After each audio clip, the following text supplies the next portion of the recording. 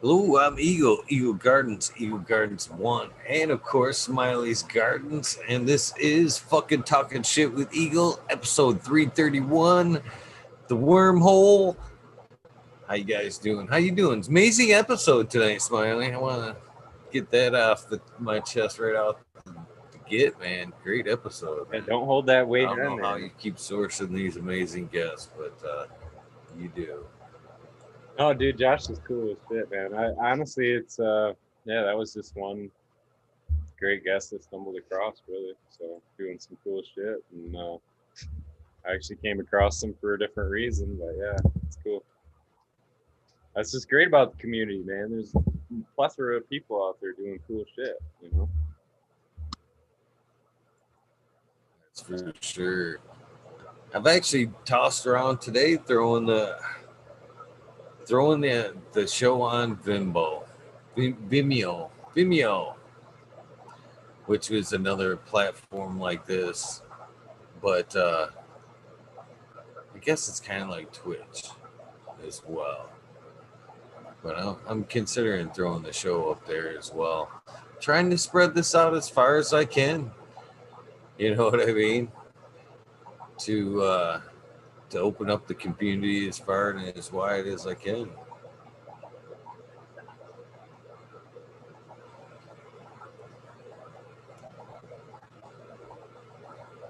You muted. Still muted.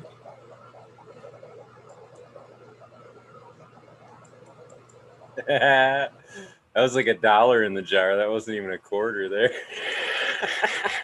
He had to say it twice. I'm all messing around in chat, not even realizing that's funny. I forgot what I was even fucking saying. Oh, some shit. Gotta love it. Makes me feel better. Makes me feel better. You're not the only stoner. I am uploading that, Jack, right as we speak. That trailer. I think I'm gonna make that like the header on my page, so that comes up like the first thing you see is that commercial for the show. That's badass. Like Godzilla. It is. Am I the astronaut that farts though? Is it the astronaut? I actually didn't see the astronaut until like the second run. I actually thought it was her that farted. I was like, that's funny. That would have been better yet.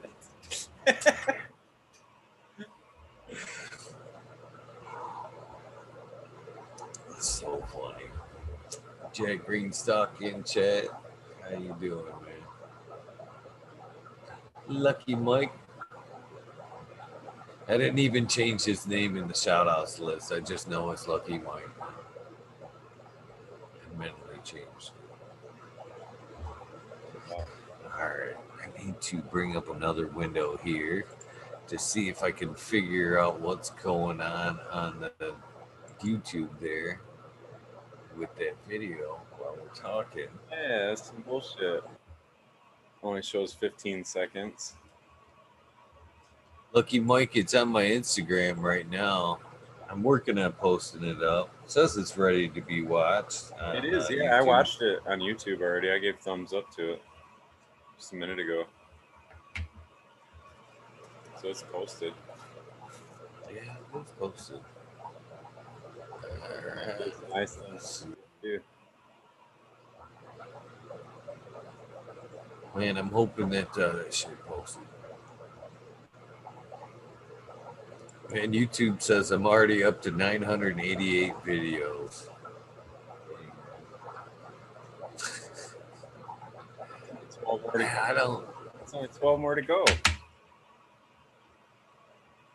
It's only saying 15 seconds. The only thing I can think of is for some reason, maybe when you got the helms, did you like, I don't know, try to bring up the page and maybe you hit. Well, no, because You watched the it. only options up, yeah, the only options in the box are view link and then stop. Yeah. Yeah, stop stream, live stream. That didn't happen. You could have clicked yeah. I don't know. I don't know what the fuck the deal is. Gotta be something, man. Maybe it's just still uploading, like you say. Hopefully it'll Yeah, pop up though. That was a good show. right on. I I I'm dumbfounded to be honest with you. I don't even know how it could possibly not be there.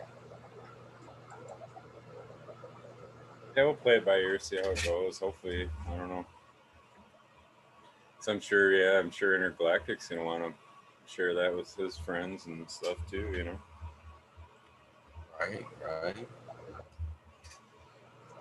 Hey, it's already saying I can download the 15 seconds, but Thanks. Fumble through the stupid intro, right? That's funny. that is really weird. Cheers, everybody in chat. There's Jack Greensock waiting. I didn't even see me. I can get my live chat on.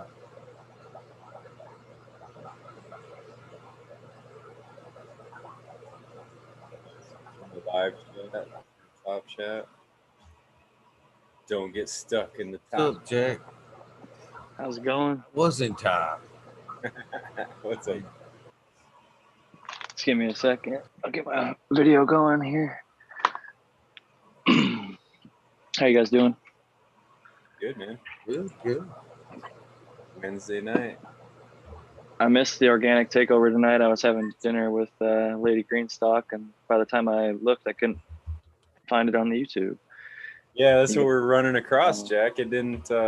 It posted only like 15 seconds, and we don't know why. That's what I was trying to figure out myself.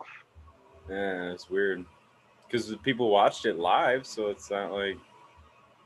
Unless, I don't know. Hopefully, I didn't screw something up, closing it out or something. I think it'll show up Usually somewhere. usually it transfers over nice and easily, but I don't know what the heck happened tonight.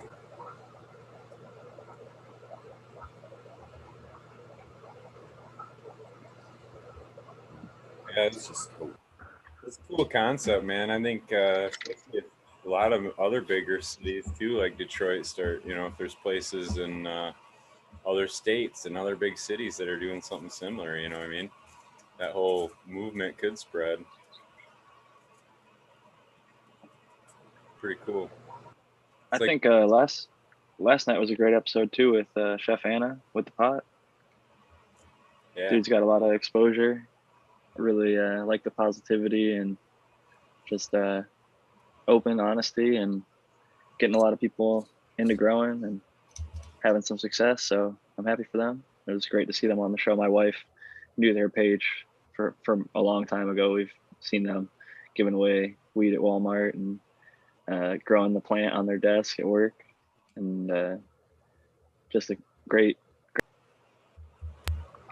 watching last night. that was one of my favorite parts, to grow on the plant. That's your desk. That's fucking badass. It's cool to know the inside now that like he kind of saw the writing on the wall. Like other people were getting fired around him like without warning. So he's kind of like, yeah, fucking see how long I can get away with this for, and probably would have gotten let go either way, and just played it to their advantage. Because I mean, as a marketing person, they realize that it has to be like probably one of the most viral videos or things that they've done on Instagram. I'd imagine that and giving away the weed and cannabis and Walmart and stuff. Yeah. I'm gonna fill up my water. I'll be right back, boys. Some of those are funny. The people's reaction when they fucking, hey man, you dropped this. It's like grandma, hey grandma, you just dropped this. It's your weed. What you talking about? Like, no, man. Someone will smell it and be like, oh yeah, fuck yeah, that's my weed. Damn right. I love that shit. It's funny. Free weed. There's nothing better than free weed, too. Nothing better than free weed.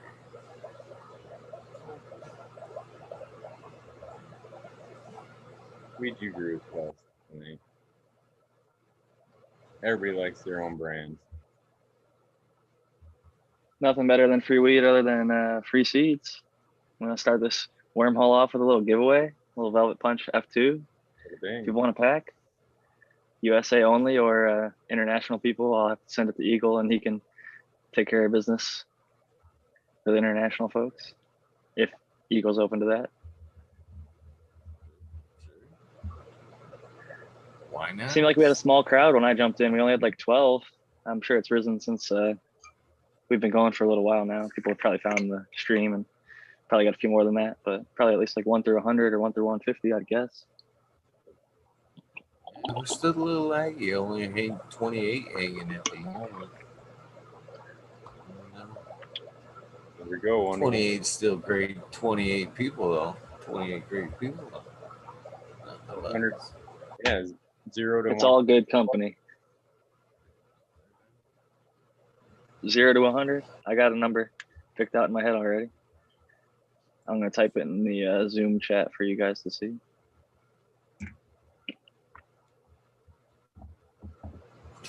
Man, how bad did I talk about fucked up starts to the show? Did you watch the beginning of the Chef Dana one? That Yeah, I fucking rewatched missing Monday night had me all fucked up. First of all, I thought it was Sunday. Then I caught myself and I thought it was Monday. Then after the words left my mouth, I'm thinking, you're an idiot. It's fucking Tuesday and shit. I was totally... Like, hope you had a good weekend. I mean, good start to your week. I mean, it didn't come across that bad. Fuck it. Totally. He jumped right in and just took it over, and you guys had a great show despite that. So I think it was goofy, but at the same time, no one's gonna hold it against you. Sometimes it happens like that. Oh shit! Right. Did we ever say start in the chat? I forgot about the giveaway. I'm still lining it up. Yes. Okay. Officially start right now, guys. Minute and 30. Nothing counts until after the start. So if you already guessed, re-put it in there. You guys will have to watch the chat because I'm on my phone. I can't see the YouTube chat. Oh, got nailed. I already got nailed. Nailed. Yeah. Bake Who got the it? shake, baby. Baking with shake, baby. Are they in the U.S. or are they international? Yes. That's me, I believe. Yes. Right around me. Oh well, hell yeah! Then tell Baked with Shake Baby. DM me on Instagram or email me jackgreenstock47@gmail.com and get me your address and I'll send them out tomorrow. Get you a couple packs of Velvet Punch F2. F3s are on the way, so if you like them, I'll send you F3s if you grow them. That's the stipulation. You gotta grow the F2s first. Eagle grew the F2s. One warning is they do have the tendency to herm. I'd say light leaks are a likely cause, and also like if you don't prune the bottoms, the American one had 1 out of like 4, and that'd be like the only cause that I would imagine because they otherwise look super healthy and happy.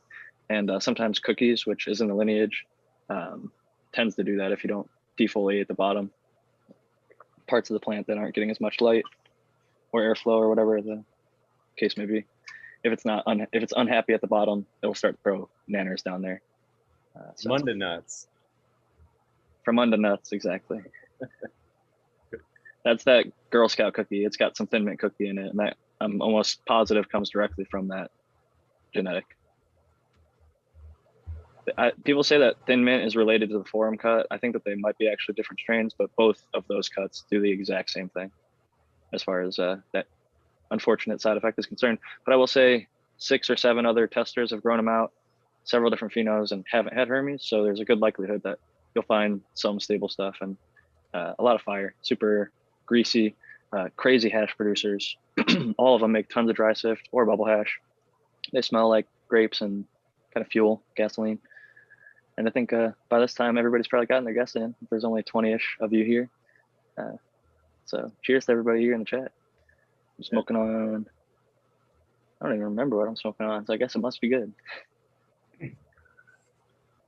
Must be good. I'm rolling up some Tuscadero. I haven't smoked it in a minute. I'm got nothing on my tray. I don't even know where the fuck my tray is at the moment. Oh, it's Who in are here. you? What have you done with Eagle Gardens? Who is this imposter? I think mine's actually cake mix crossed with Legend OG, like not the actual strains, but like a mix of both those on my tray that got mixed together. Cheers, Richard Lamb. I always love seeing the new names. Add it to the list. It's like me with my second print for 50 strains of green. I've got to make a second list because so many people are like, damn, I missed out. I didn't get a copy. Can I get one on the second print? So I got a better, more local printer. And I'm already in the process of getting that second print done.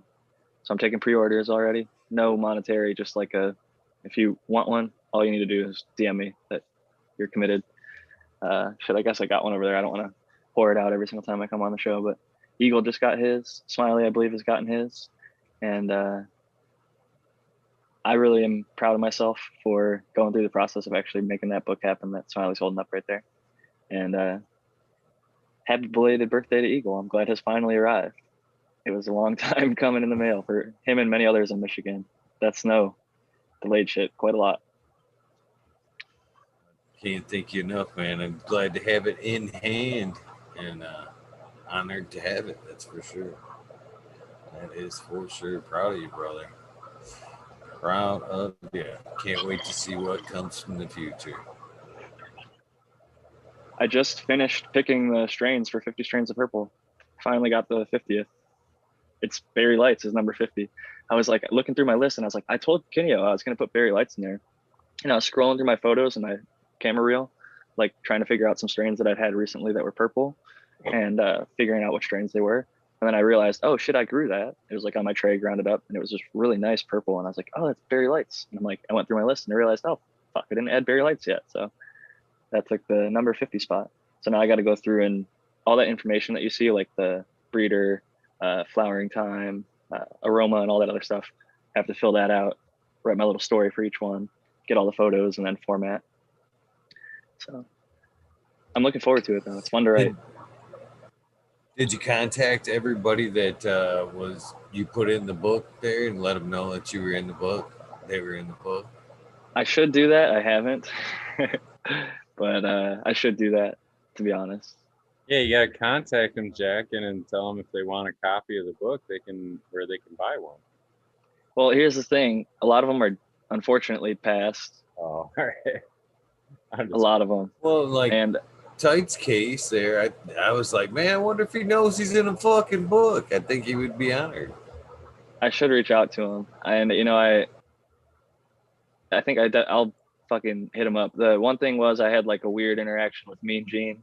Like he's like, cool, yeah, like love to be in it, and then like never really heard back from them. It's like, hey man, I need it by X amount of time, just a few photos of this strain or any information you'd like to share about it. And like after initially agreeing upon it and like me waiting for months and months, I was like, I understand he's busy. He's got better shit to do. So I featured him, but it was just like photos that I could gather myself and stuff that I found online and then my own personal experience and information on it. But big respect to Mean Gene. I mean, fucking winning Emerald Cups, he's a busy ass dude. And Smiley, I think's got some of his work over there, the Sky Color Kush F3, I think. You have a mail of that they wanted to do some work with. And I would advise you to. He's got amazing genetics and has done tons of great work. But dude, the process of just getting everyone the book has been so overwhelming. I didn't think I was even going to sell 100 copies. So to sell 150 and now to have another 25 people already saying like, hey, I want one of the second print. And that was within the last 12 hours. Like I just posted earlier today, like, hey, is anybody interested? A few people have said they want, a copy that didn't get one. So I'm going to go through the process of printing more. And I thought I was going to wait until 50 Strains of Purple came out like later this year. But if there's demand, you got to fucking give it to the people, right? If people want books, they should have them in their hand. You're on Oprah, Jack. Just wait till you get off from Oprah's show. You're going to be selling out. Dude, I'm thinking about going on Future Cannabis Project, and they have 50,000 subscribers, and I just like, I might have an editor, go through it and do like the second edition before I fucking pop on there. But Peter is he's super cool. He's had me on in the past just for random shit here and there. So I'm sure he wouldn't mind having me on, and that would probably boost sales. But I wanted to get it to my like homegrown target audience, like the people that I really connect with, that like I have a relationship with these people. Like I've helped a lot of them grow, or I hang out with them in the chat. So they're like my friends at this point. If I haven't met them in person, like I'm going to in the future, come visit most of you, all the international people. Like I want to visit them for sure. And all the people in the US, that'll be even easier. I could drive to you, fucking make it happen. We're all gonna hang out someday. Oh, I met fucking Josh LaCroix, the dude. He had the double lung transplant. Him and Sub were close, but he came, and my wife and I got to meet his wife, and man, couldn't have been a cooler dude. Like I was stoked when I saw his episode. He seemed like just a great person, and when I met him in person, he very, very generously gifted me like 6 grams of FSO, the full spectrum oil, or RSO, some people call it, which I was not expecting at all. Like I told him, hey, like if you're in the area, I'd love to meet you, and took some. And so we ended up hanging out for a while. I showed him my grow. The lights came on like 20 or 30 minutes after he got there, and I gave him some seeds, Velvet Punch F2s, like whoever just won them. I can't remember, so make sure you DM me. I don't know if I've gotten it yet. Yeah, I haven't gotten it yet from whoever. Baked with Shake Baby. Yeah. Haven't gotten that DM yet, so make sure you hit me up or email. You might have emailed me, and I just haven't checked.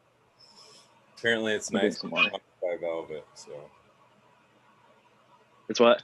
I said. Apparently, it's nice getting punched by Velvet. So well, everything that's crossed the purple punch apparently has to have a punch at the end of the name. I didn't name it originally. This is my buddy Doja DNA. True?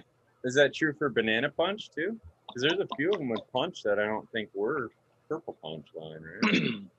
No, I think you're right. I think Med Grower used the Banana Punch for his whatever Eagle is growing the V2 that has the banana, if you know. Primal Punch. Primal Punch. But I wasn't sure if Banana Punch was actually had purple punch in its lineage too, though. You know what I mean? Like sometimes I think it does. Or whatever. I think it does. I think it's Banana OG crossed purple punch. I could be wrong. That's cool. I'm gonna make a punch too. Purple punch packs so much resin, it's insane. Like it's one of the frostiest plants I've ever seen, and I've seen a lot of frosty plants, but purple punch is definitely up there. I just got baked with Shake. Thank you for DMing me. I got it. I actually just cracked some of my my first purple punch cross. So I just put them in the root riots the other day. I did that and the High Mac by Skywalker. What was the punch cross? Purple punch cross, I'll specify. High Mac. I took multiple High Mac males and I hit the clone of the purple punch for that. So it's kind of a range of the High Mac genetic to the one clone of the purple punch I have. Have you ever flowered that punch, or are you just pollinating it to see what offspring you can kind of create? I know this purple punch pretty well. I've been running it multiple cycles. But yeah, it's one I'm familiar. That was kind of my thought, Jack, is like trying to prove out males. You know, like I'm gonna hit I'm hitting 4 ones that I know. You know what I mean? I've run them a number of times. I got a good pulse on how they grow in veg, how they do in flower. So yeah, and they're pretty steady. Like the GG4, I got pretty good, understanding of what that brings to the table. The Ghost OG, the Purple Punch, and the Skywalker. So I've actually just started smoking some of the High Mac, the girl phenols that I hunted down, and I'm pretty excited, man. They could be some fire shit. So. What was the cross on the High Mac? Is it High School Sweetheart to Mac, or? It's High School Sweetheart to Max Stomper, and Max Stomper is Grape Stomper OG to the Mac. Yeah. Okay. I got that Max Stomper too. That's the one that Jeremy from Build a Soil just did his little side by sides. Yep. Look, fire. He's been killing it. I really like all the stuff that he's doing. I hate to be such a fanboy, but it's hard to like dislike him. He's like showing you how to grow food in the tents. He's showing people how to grow dank in the tents. Like, do you want to do it in a 15-gallon pot, a 30-gallon pot, an earth box? Like, you can fucking do it anyway. Like, fucking not too complicated. Water only, like, or a few things here and there. And he even showed like the organic nutrient that organic's alive, like how much more you can get or what kind of differences. Big ups to Build a Soil. I got some Build a Soil shit right behind me. I got some rice hulls and some pumice, aeration. Good shit. Yeah, it's good. No, I like Jeremy a ton, man. I actually I just kind of posted a bit of a question on one of his posts on Instagram that got a lot of attention, but I don't know. It was all good though. I thought it was all good conversation. I don't think any of it went bad. People were, back and forth, but there definitely were some different opinions about stuff, and it was cool. It was cool hearing everybody be able to communicate it and express what their opinions were and why, and that was it. It was cool. You gotta love when people can just cordially share their opinions, and not everyone knows, like, okay, well, that's their way of doing it. That's how they feel about it. This is how I feel, and like, it's up to the people. You end up like seeing usually however many people like a certain thing. It could be they like that person or they agree with that message or whatever, but everybody's got a different way of doing it. I try different shit all the time. Like, I heard Jeff Lowenfeld say, like, don't ever remove a leaf from the plant. Like, I tried that a couple times. I heard Coot talking about not topping plants. I've tried not topping plants a bunch of times. Now, I used to think, like, fuck, why would I not top a plant? It just, like, immediately increases your production, in my opinion, like, really quickly, and like, it shapes the plant really easily. But if you just mess around with a little bit of low stress training and never top it, and it's kind of interesting. Like, I wonder, I never do a side by side because obviously, like, if you're just going to take it from seed and go low stress training the entire time through flower, you're not going to have a side by side of that versus like a topped version of it. But I don't know, it's fun to experiment with different shit always, and you see get what a works. better feel for what happens. You know what I mean? Like, you don't really know. You can watch all the videos you want on monster cropping, but you don't really know what that stem feels like when it's ready to be bent over, and you know what I mean, when you're squeezing it until you do it enough times, then you kind of get a feel for it, and then you fuck it up and you go, oh, that ain't the way to do it. And I still break a few here and there. I got my painter's tape nearby. yeah, Usually fixes it up, but sometimes they're just a little too woodsy. They don't like to snap and bend. You know what I mean? They just break, like you had said there, Jack. Not always as easy as it seems, or what you'd expect. In the they'll spots scar that right you up need though. it. They'll scar right over and heal up, and then that's always like the frostiest fucking branch, like, without fail. Every time I'm like, damn, that branch like got split, and like, you tie it back together with whatever. Like, you got, sometimes, like, it used to be when I would top the plant, it I think Miss Nudie Grows calls it like a plant vagina, like when it fucking splits. You top it and it's going like right down the middle, and you split that stalk right down the middle. And some people like use, I don't know, pipe cleaners or all sorts of random shit to like tie it back together. But yeah, I've seen a bunch of things, and it ends up, cannabis is a resilient plant, and it ends up living through it. And often you don't even notice, like, unless you told somebody, chances are they wouldn't notice about that plant unless they like thoroughly investigate it. So it's definitely a fun plant. I'll never stop growing it. Fuck, that's for damn sure. I just somebody did that, Jack, where they split the stem like you were talking, and then they put a gemstone in the center there, and when they taped it back up, so like, yeah, the stem was kind of like growing around this gemstone. I was like, that's gonna be kick ass when they fucking harvest that, right? Like, that'll be cool as fuck. It will be super cool. Yeah.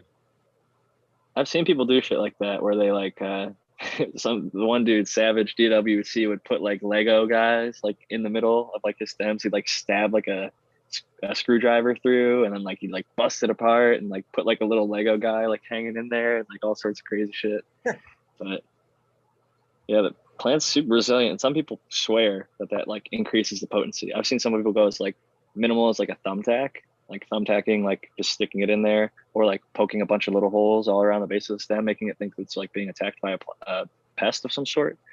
I think you never know. I mean, it's always fun to fuck around, and you're spending time with the plant. While you're in there, you'll probably notice something that you might not have noticed otherwise, and potentially save your ass. which happens more often than you think. Oh, that timer's a little unplugged, so it's not spinning properly, or fucking there's a bunch of dead leaves down there that I didn't notice that I need to clean up or prune, or there's always something to do every time you look in the grow. Or sometimes just sitting in a mire with fucking sip growing, check to see if there's any water down that hole and admire your beautiful ass plants.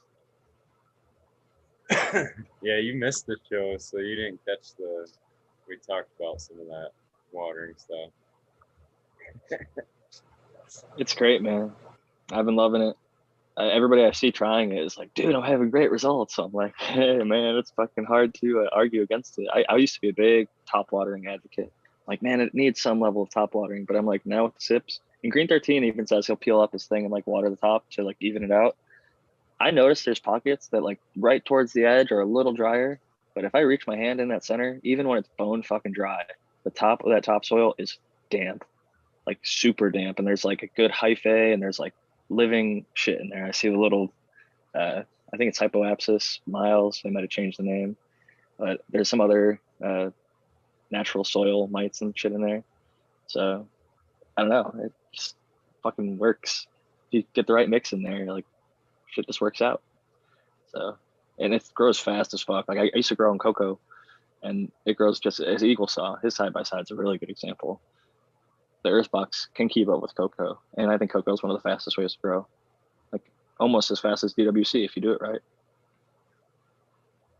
And it definitely Potent Ponic works pretty Steve. well.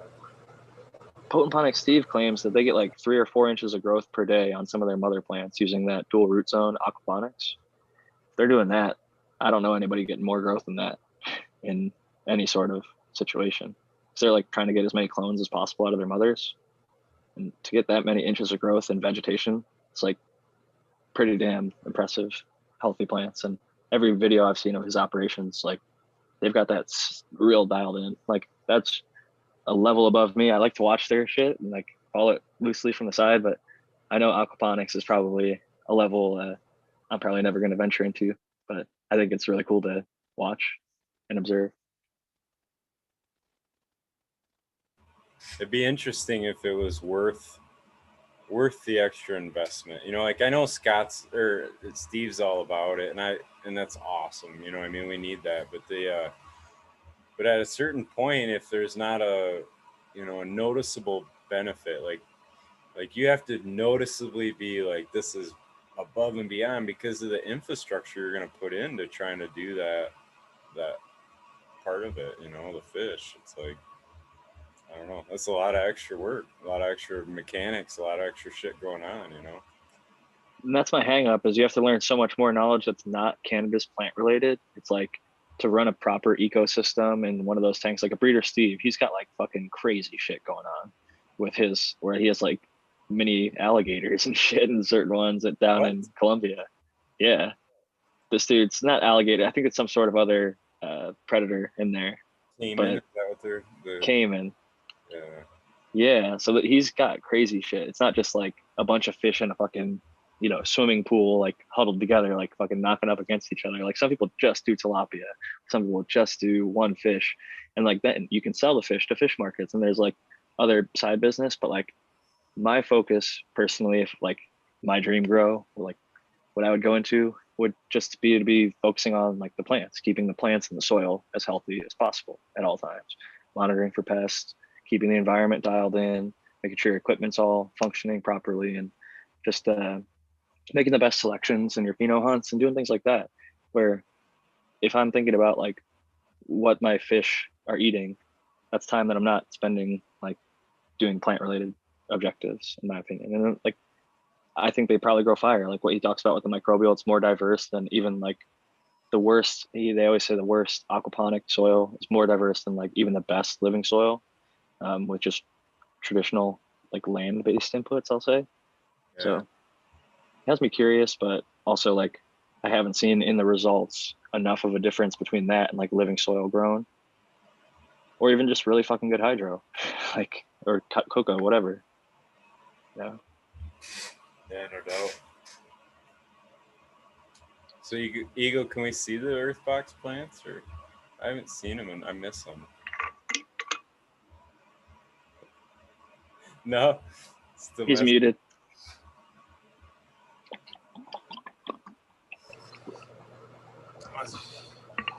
They're barren. They're stripped right down to nothing but buds. You don't want to see it. They're stripped right down to nothing but buds and sticks. You'd be like, what? What the fuck happened to my earth boxes? That's what you would think. No, it ain't. What day are you at in flower?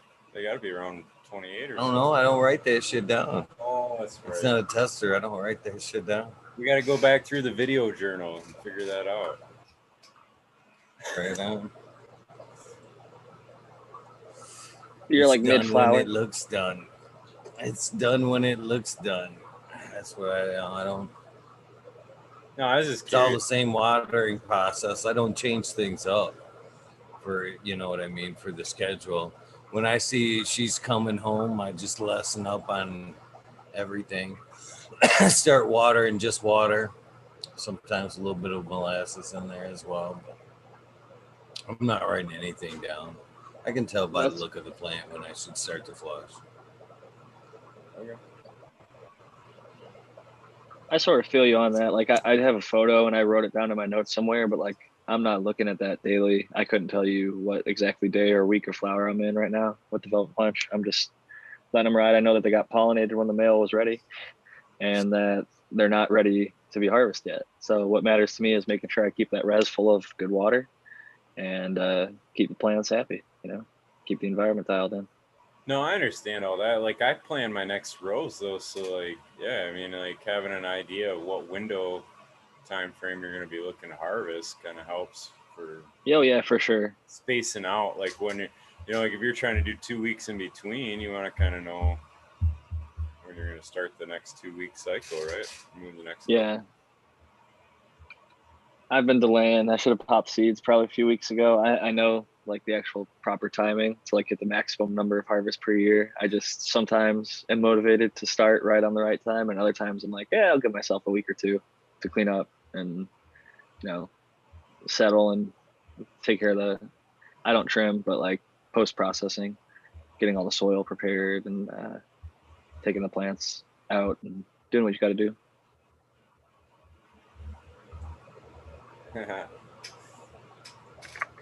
I'm just reading. I think. Sorry. Go ahead. They want to see the naked girls.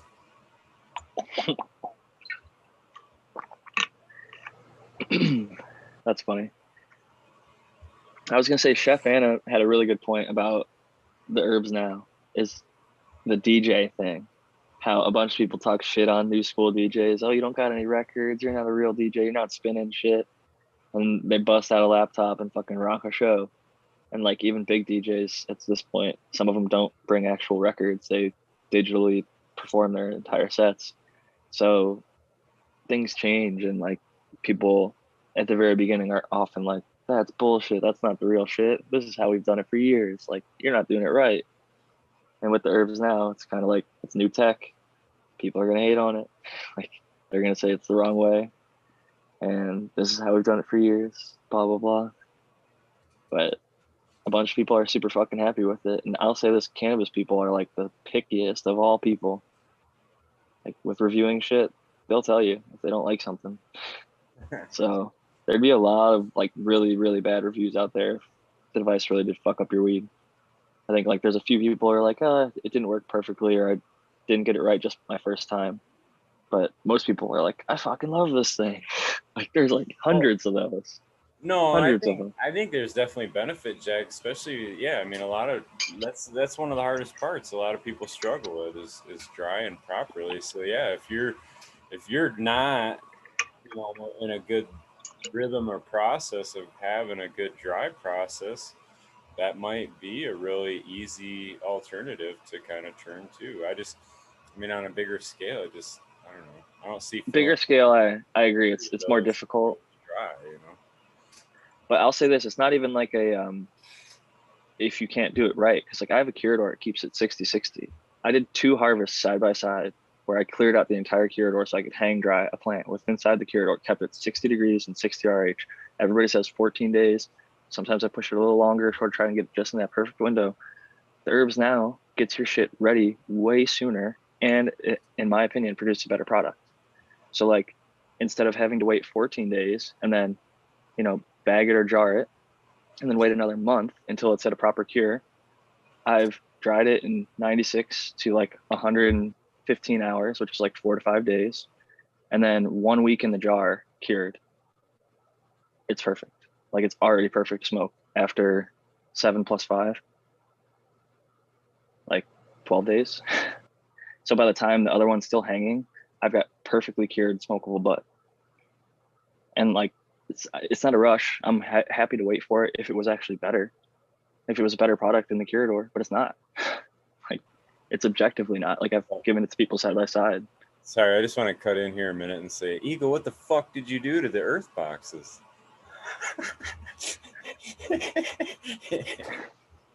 I just fucking with you. They look ugly all stripped down like that, don't they? No, all I can see is man. light. Like, normal as shit. Yeah, you can't really see them much, but. Oh, you only did it to the earth boxes. You didn't do it to the other ones. Oh no, they're back there. They're stripped out as well. Them are new girls in there next to it. There was room. You can see the other two off in Bay 1 back there, the 2 pots. Yep. Them are the 2 cocoa. And that's Earth Box, and then there's a few new girls in back here because there was space. I'm gonna waste the space. So there's a few girls in there. That's what you're looking at right now. They're doing pretty well. We're doing pretty good, man. That looks normal. I de-leaf quite a bit, or prune, or whatever you want. I don't like the term strip. I guess I don't feel that I go that aggressive to it. Because to me, strip, I have gone that aggressive, and you're fucking. I mean, that's stems and the fucking top leaf, So I don't know. I've done that, like schwazzing or fucking full on, like going crazy, like Mango Tech 2142. I personally am more of like a selective prune type. Like, if there's leaf on top of leaf, or if there's some shit down below the canopy not getting enough light, all that stuff on like the bottom, at least like 25% of the plant, I'm cleaning just bare naked everything. Every leaf is gone, even if it's healthy, just because at a certain point, it's a good barrier for if there are pests. It gives you a better gap between like the soil and the plant.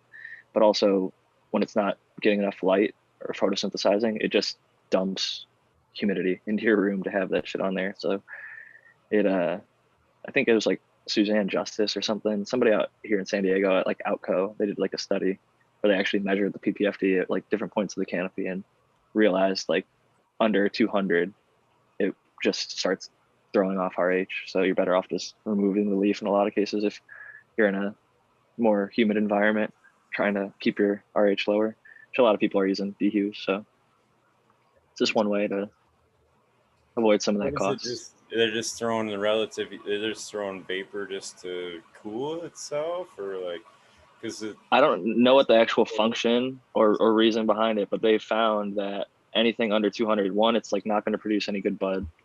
But that would make sense. Obviously, it's not getting great amounts of light.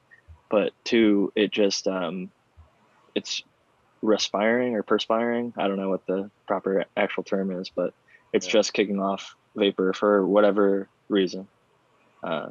Maybe it's not getting enough light to photosynthesize, so it thinks that I'm going to go do a different process.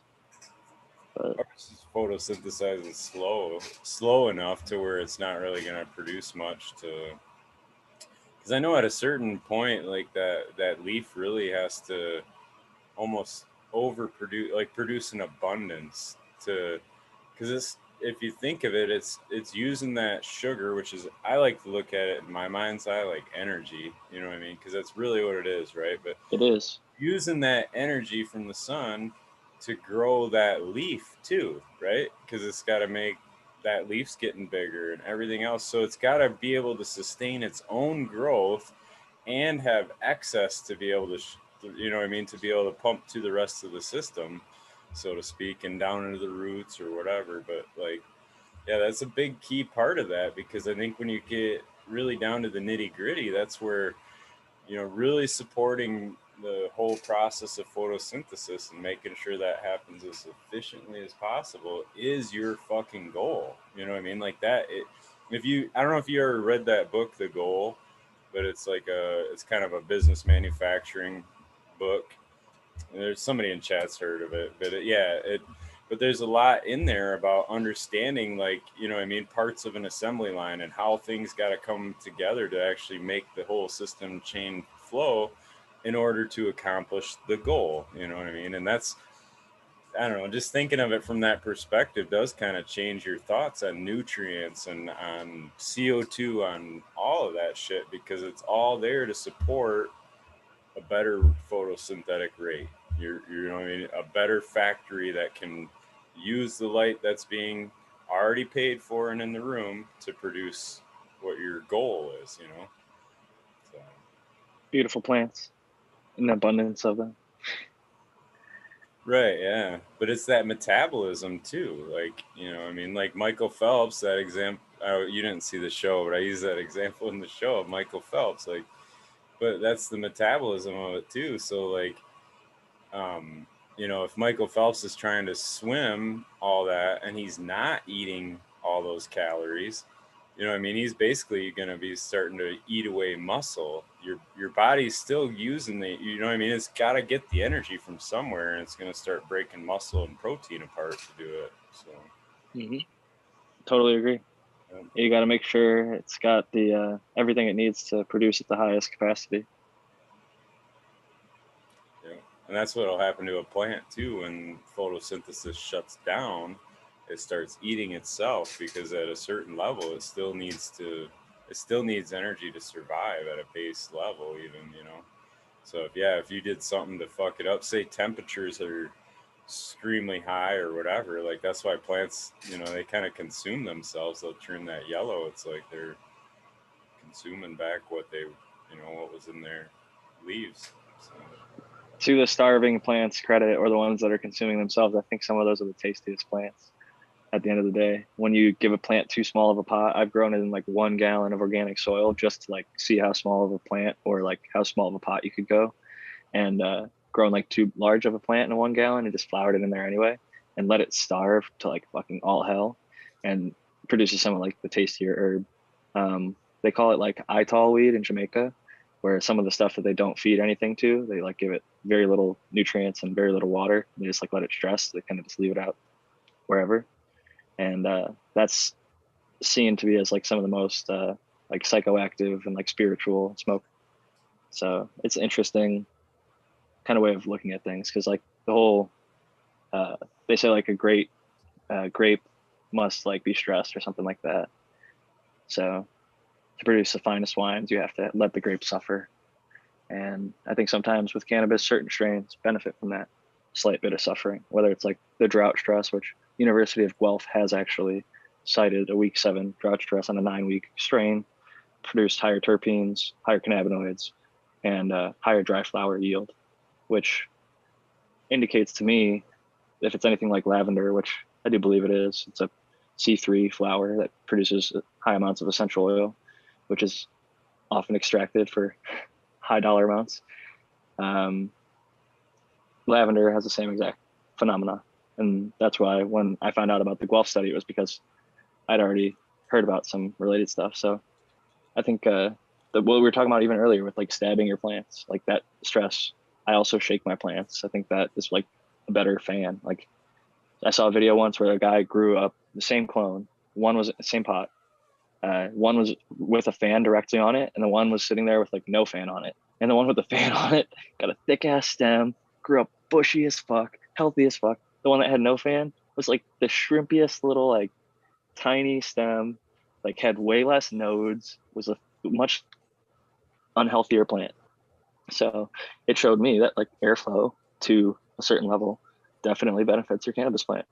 No, I'm partial to fans on some of mine, I think. Like, I see wind damage on some of the leaves even, but I do that mainly in the veg stage because of that reason, Jack. Like, I think that's why, like, you know, and you hear guys talk about certain strains or certain things being real wispy and wimpy, and some of that I wonder, it's like, well, yeah, you know, you really exercise the plant or at all when it was growing? Like, You know, they got to be able to get strength somehow. It's like having a kid that you never, you know, they never play outside or they never run. You know, they're not going to be a fast runner. You get to be a fast runner by running, you know, like it's like that's how you build those muscles, you know. If the And good genetics. but the genetics don't really come into play until you know, put some resistance to that, you know what I mean? No, I agree. You have to like exercise to be like Usain Bolt had the potential to be the fastest man alive, but he also fucking trained his ass off. And that's why at the time he was able to do what he did. And it's definitely an interesting thought. I want to welcome, I think it's Red Pill joining us. Yep. I think it is. Howdy. Cheers, Red Pill. I got intrigued. I was just sitting back in the chat listening, but I got intrigued because a little bit of, I don't know, maybe it was like a week ago, I kind of brought up something where I was talking about, are there any type of deficiencies to the plant that almost benefit the end product? And what you're talking about with giving a plant almost no input, just water in a small pot, and it's almost completely faded by the time you're pulling it down, and that being like some of the better herb that you get, and then backing it up saying, that's when I jumped in. I hopped off right when you were saying that some study said that it proved. Yeah, there's a University of Guelph study. I could send it to you. It's from Canada. They did a drought stress in week 7 until like a 45-degree leaf drew. They like show the actual screenshot of what it was in cocoa, actually, believe it or not. But compared to a side-by-side control where they did like a properly watered one all the way through harvest, it yielded higher cannabinoids, higher terpenes, and more dry flower. The dry flower weight was considered not significant, but it was like 1,000 grams versus like 950, which like I think all of us would say 50 grams is like significant. It's just not scientifically significant, like 0.05 or greater statistically. But it the terpenes and cannabinoids were both significantly more. Like I think it was like 12 and 13% for like THC and CBD increase. Because I'm an ultra fan of fade and getting plants to fade early. And if a plant comes down at like week 9, day 63, day 65, I like it starting to fade at like day 40. By the time it gets done, it's almost completely wet trimmed in a sense. You know, there's the only thing left green on it is the nugs and the sugar leaf. That's part of like what I was kind of talking about earlier with just like my defoliation technique is like sometimes I'll naturally let the plant pick. It's like, oh, I'm gonna kill off this leaf. Like I'll just go in there when the light cycle started and like it'll pick up. If you leave too many leaves in there and you grow the plants too big and bushy, it'll start picking like, I'm gonna kill this leaf. It'll be a completely dead leaf next to a perfectly healthy leaf. You can just like tap it with your finger and it'll fall right off. And in Afghanistan, there's in the Hindu Kush mountain range, actually, I need to figure out, I think it's on Afghan selections page, but I've showed it a few different times and I think even on the show. But it shows these Afghani plants that were grown and there's literally snow on the mountaintops. And these plants look like brown or black. And they're literally letting them like die on the vine. It's like their last harvest of the year, but they let them go like that because they're going to turn them to hash. But they're basically like letting that stress, that cold and that drought, it's supposed to create some of the best hash. So they're like ancient traditions that have observed these techniques and tried it. And granted, they have other harvests throughout the year as well, but I should probably go pull up the thing so I can actually properly quote it. But it's interesting.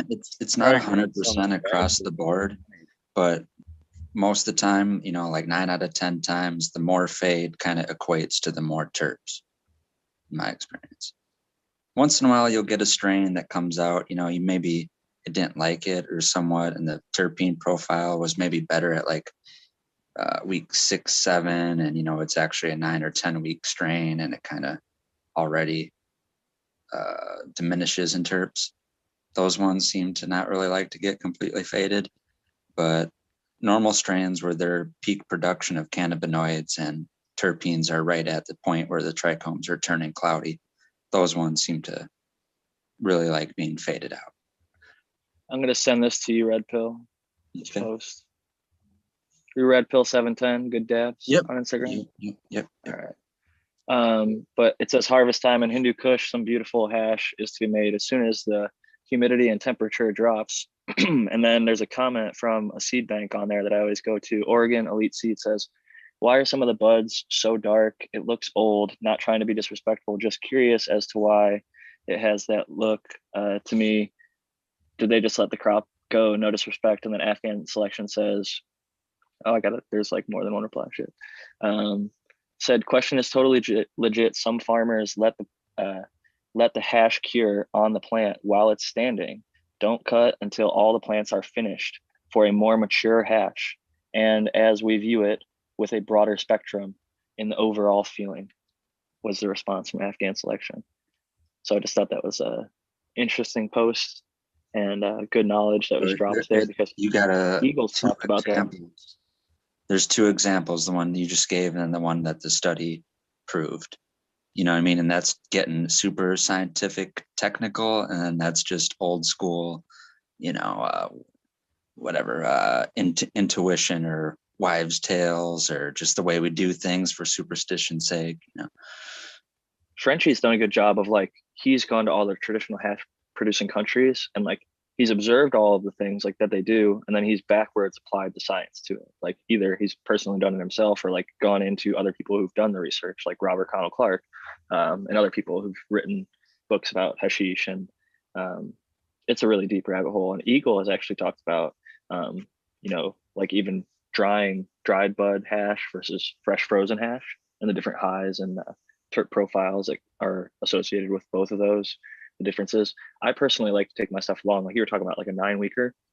I like to take all my stuff almost 9 or 10 weeks, depending on the strain. And I like to, you know, make sure it has a nice fade. Even in like organic soil, you're not flushing. I've given it mostly water the entire time, but I try and pick my pot size and plant size so that it does have a pretty decent fade by the time it's chopped down. And I've been very happy with the terps. I'll say that. I think that definitely good fade correlates. I usually have white ash too, which a lot of people desire. I don't think it necessarily equates to perfect weed or good cannabis, but I would rather have a light white fluffy ash than a hard dark black ash, or even like a grayish. Or organic setting, some type people, you know, they'll knock on it because they'll be like, what do you mean you don't have to flush the plant? And if you're in an organic setting, and let's say the last thing I ever fed the plant was some enzymes at day 40, and I am taking the plant to day 65 or longer, it's getting water all that time, and it's fading. So it's only burning white ash. You know, I would say it's harder for someone to flush something that they were feeding 1,000 part per million, you know, nutrient feedings each time than it is. I agree, but some people give too much like cow shit, like too much compost that's not well done, and then it tastes like cow shit, and then it actually does burn. I've had organic bud that burnt. No types of fresh manure ever got to the plant. This is a cooked super soil where guanos were probably the only type of poop, or worm castings, you know. Yeah, no, that's good stuff. I think there's a lot of ways to go about mixing a soil and a lot of different good inputs. And some people might not figure it out their first try. So that's why, like, or maybe they just are convinced their way is perfect. So they're like not open to anybody's suggestions. And then they keep growing. Like, I think Noah, the grower, said it the other day. He's like, some people grow for years and years and they just never get any better. It's like, and some people are really like closed-minded. They're not open to anybody's input or advice, and they just keep growing the same shit over and over and over. And sometimes it's really good, but then sometimes it's not. Like there's a scale. Like somebody's gonna be the best out there, and somebody's gonna be the worst out there. But hopefully you're not the latter. I would always end up growing maybe like 4 to 5 foot tall plants with very fast metabolism in a 3-gallon pot of total super soil mix, not diluted or anything. And they would still fade and burn white, you know. So yeah, 3 gallons. Most people think that that's like not even possible to do with organics, but I think a 3-gallon pot is definitely like, that was what I preferred to grow. And I used to go 3-gallon pots side by side. But 5-gallon pots work really well in organics, and even much larger can be really successful. All right. Well, I got what I had to say out. I was just really intrigued with that because that's my total experience with the best weed that I've ever got to grow. You know, it's an interesting conversation for sure. Smiley's giggling over there. Do you see something funny in the chat? Yeah, I was just saying Black Ash matters. That's funny. It's Black Ash History Month. We got to talk about the history of the Black Ash. I agree, man. I do. I was gonna say, like, some of the idea of the dry down though too, like the timing on that gets a little tricky, I think, because you don't want that fade to go into the bud. If it's fading into the bud and the bud's starting to turn that yellowish color as well and getting consumed, it's bad. By the time you've hung that, I mean, I've seen it from my own experience. I've seen it. That's all I'm talking. But like by the time you hang that, it turns brown and shitty, and it's the nugs you're not even gonna want to trim by the time they hit the table to be trimmed. It's like you look at it and you're like, what the fuck? Why was this even hanging? You know what I mean? And it's kind of, so that's been my experience with it. I do agree. And a fully green one at harvest, in my experience, has left a different color to the ash, and it's not fully white like you would want to see. So I think there's a lot to that, and it's tough.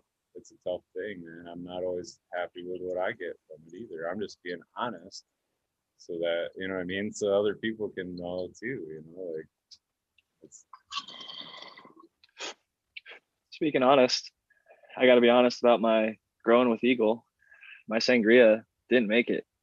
I had one lady that I picked out, and I was trying to go 3 plants in the earth box. My 2 velvet punches grew up and over, and that sangria in the middle, it like went from like a 3 cola plant to like a 2 cola plant to like a 1. I was like trying to squeak its way in there. It just got dwarfed every single day. I was like pulling off a little bit more like dead leaves, trying to get just like 1 cola up there into the light. And that's the one thing with the earth box is like before I'd have 3 3-gallon pots, right? And if the one was smaller, I could put it up on a lift so that it would be up at the same canopy as the other ones. But because it was at the same base level, it just got dwarfed. So it ended up getting cut out before it molded over or anything. It literally was like down to its tippy top, like the top cola, just the top bud with like a few leaves on the side, and like it couldn't even sport that with like the little bit of light that was getting through to it. So I was bummed. I definitely wanted at least a handful of seeds, but I have some of his other work still that I'm going to be going through. So Sub's not gone in my garden, that's for sure. I'll be growing plenty of his stuff for many years to come. Yeah. You know, the other thing to consider too about that dryback or not dryback, but just the fade that we were talking, but like having the plant has to deal with nitrogen. And if it's in there, I mean, I know they can make a choice on some of it. It's still, when we're talking in excesses of nitrogen inside the plants already, a lot of the sugars being produced by that photosynthesis have to go to deal with that too, because it's, I guess in my understanding of it, it's kind of like it comes in a toxic form, or it can be in a toxic form.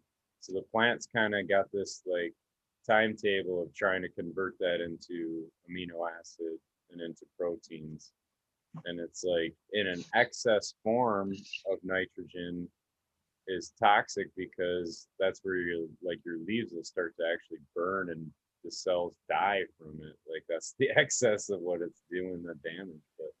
But yeah, that's why you use that amino N plus, bro.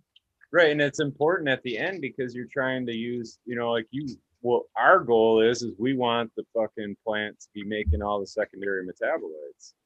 Well, it needs the carbohydrates from photosynthesis to do that, or the starches that it's already stored up, and it can break them down and move that. But it's trying to use that, is my point, to make what our goal is. And if it's using that because there's excess nitrogen that is still trying to, you know what I mean, to convert into protein or whatever, it's a whole lot different ball game. So it's like, I think you can kill a lot of your terpene content too, just by overfeeding or having available at the end there. You know what I mean? No, I totally agree with that 100%. I think it's better to go a little bit light on nitrogen because it's super fast and available. If you are a little light, you can always make up for it. And like Brandon Rust has that amino N plus product, which is like I think it's like a soybean something. I don't know, but it's a soybean amino. Okay, so I knew it was from that category of things or whatever. But I think because it's already an amino, it's like a little bit further down the chain. It's not like a nitrate or one of like the traditional nitrogen fertilizers that you get, or even like a blood meal. that's like super rich and high in nitrogen. Like the nitrogen's there, but it's also in the form of an amino. So the plant, when it's broken down into the water, it takes it up a little bit differently, to my understanding. It's like almost immediately available, but it doesn't stick around as long. Well, but I could be. So you got to think too, Jack, like the oxidation state or the kind of that ionic charge or whatever. But when you have an amino, it's a carbohydrate, which is your energy combined with the nitrogen. So instead of the plant taking the nitrogen and having to produce carbohydrate to connect to that to make that amino, it can actually use that amino the way it is, or it can deconstruct it and have the energy to use for the plant. So it's like gaining energy versus having to, use energy to burn up what it has there, so to speak. That makes sense.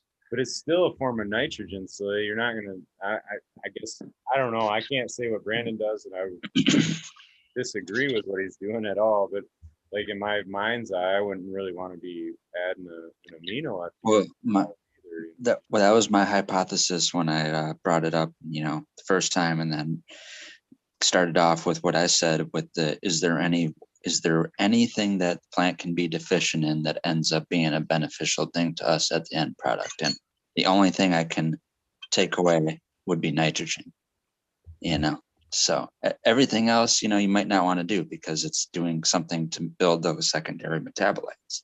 Spartan Grown always mentions that like one they can be deficient in is actually phosphorus without decreasing the yield of the flower or cannabinoids or secondary metabolites. But and like it just needs to be just enough. It needs to be there, like sufficient enough that you're not deficient. But if it's in excess, it actually really negatively hurts you. Right. Where a lot of people undergo is potassium with flour.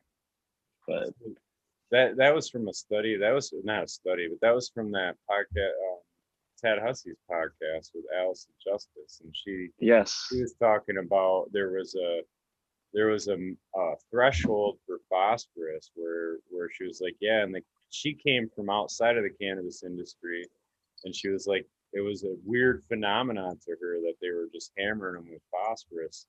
And to her understanding, yeah, they need it, but they only need it to a certain point, and it's not like adding excess was gaining anything. It was just kind of like going out the bottom of the pots. They weren't. So yeah, so in that, what she got to the end result was that she got down to the nitty gritty of what they actually needed for phosphorus, eliminated all the excesses, and then it saved them, the company, a bunch of money across their whole operation, kind of thing. I bet you if you looked at those grape plants that you're talking about that are the most highest regarded grapes for making wine, I bet you if you go and look at them and then did like the leaf chart thing, I bet you what they're showing is a phosphorus deficiency. I think they have high bricks though. A lot of like the really good wines do have high bricks, and like high bricks in cannabis. I've seen some, like Brandon used to test his bricks and it would routinely be above 15. So, I mean, he had super healthy plants here in San Diego. He used to have like a little refractometer, I believe is the proper term. But I don't think that it like makes your plants immune. Funny enough, Allison Justice, that whole Alco thing, that was here in San Diego, and she's worked with my buddy Matthew Gates, who's like the bug guy, Zenthal. He's been on the show, but he's like a really great IPM specialist, and I have the pleasure of having him within my circle in case anything ever goes awry. He's fucking got probably a video on it and how to fix it. And he worked with Allison Justice, actually, funny enough. But when your brain has certain capacity for things, my brain is already fried to the point where it's not going to remember all those Latin names for insects. It's tough, man. I try my best. I actually try to, like, because I've, not that I know everything about growing, but I know enough to like keep my garden healthy enough for my opinion. And like, I can always learn more about that, obviously, and always get better. Like I've started doing more top dressing, like my mulches this year in organic soil. And I think that mulch is pivotal if you want to keep a healthy, even moisture level through your soil. But going back to the whole Allison Justice thing, she used like a local fertilizer place that they just mixed up the fertilizer for them, like specifically exact to the recipe that she wanted, and it cost like way less than going and buying like advanced nutrients or whatever, which is like what a lot of the companies here were doing. And this was like Prop 215 days, which was like just a shade above like the illicit market days. And it was interesting to hear that story that she shared. There's a lot of really good information on that podcast for anybody who's interested. Ted Hussey definitely also has a great show. It's been around for a while. Not to like drive listeners or viewers away from this show. I know we're a whole different category, except for, I mean, the organics takeover probably, in my opinion, rivals some of Ted Hussey or other people's content out there as far as like good quality, like high tier organics knowledge that people are really looking for, specific to cannabis as well, with tons of great guests. So props to you, Smile. You've been killing it with all the guests and all the great info. Even though I missed it tonight, I was fucking printing.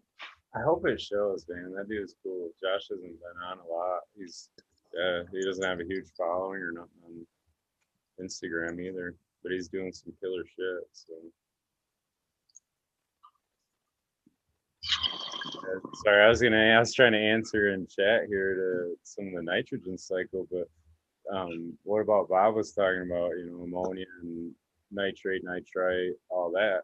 But my whole thing on that whole cycle, when they're talking about it, they're only talking in chemical forms of nitrogen, and it's not talking about like organic forms of nitrogen. So my understanding is that biology is also using the nitrogen to grow their own colonies in their own bodies and in their own cells, so that as the colony of biology is building, you're building your carbon in the soil, right? But you're also building nitrogen along with that, because all those little bodies took up nitrogen to be built. They used it in their own bodies too. So that's like kind of part of that circle that the soil food web always kind of steps outside of that, where everybody thinks in chemical forms, but like the whole soil food web is operating in a whole like organic side where it's a lot, it's a whole different thing than what we always picture.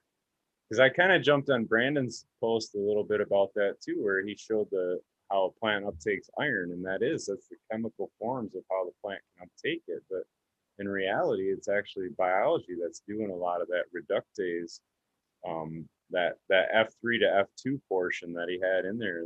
To my knowledge, that's a lot of biology that's actually doing that for the plant, So like some of those circles, when we look at those pie charts and the little graphs and stuff, it's cool, but it's like a still shot of a dynamic system. You know what I mean? It'd be like taking a picture of Jack walking in New York City when all of New York City's fucking happening, right? But we're just looking at what Jack did that day, you know what I mean, when he was there or whatever. So it's kind of like I was walking when there's people in a cab. There's different ways to travel. Like what you're saying is like he's showing the taxi person taking the taxi when there's people out there walking or biking, which is like the organics. It's a little slower. It's a different mechanism, but they're both traveling. It's getting iron into the plant. But if you just see that snapshot, you're only going to get it from that nitrogen or iron perspective that's coming from a chemical or a salt related nutrient.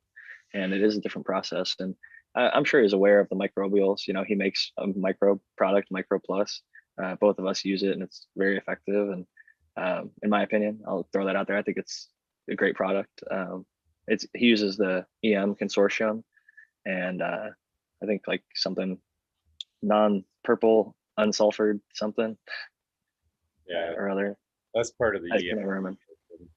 The one he has, to my knowledge, is the Pseudomonas. So I think there's some other form of yeast that I thought he brought into like a brewing. It smells amazing. It smells like apple juice almost, man. It's like I have to like resist drinking out of that bottle. At least mine does. My bottle smells great. Yeah, just keep smelling it every time. That's good. I don't smell it every 5 minutes, just like the once a week when I'm adding it into my water.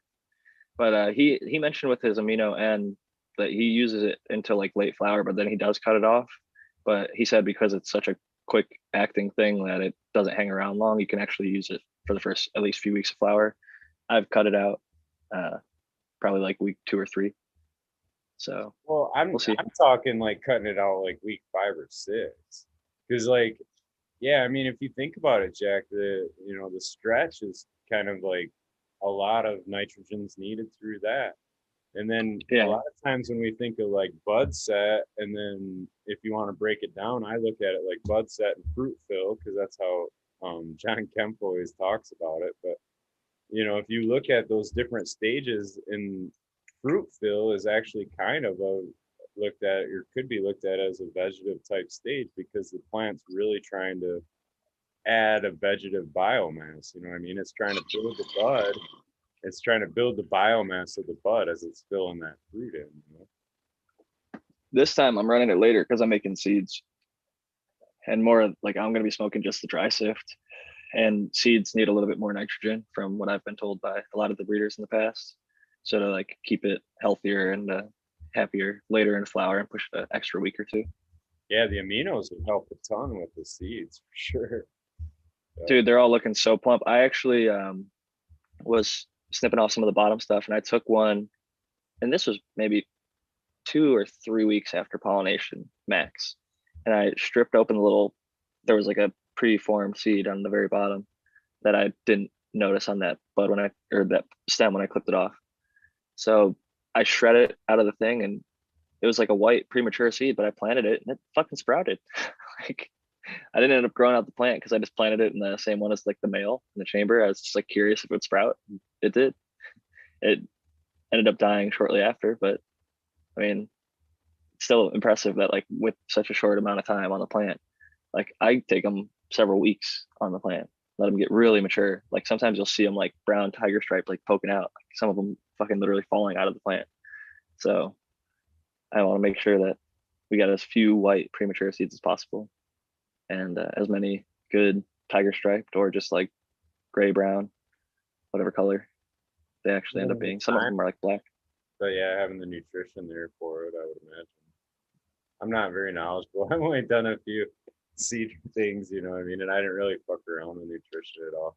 I actually did hit up Lemon Hoko just kind of asking a question, because one of mine was like, they were real little.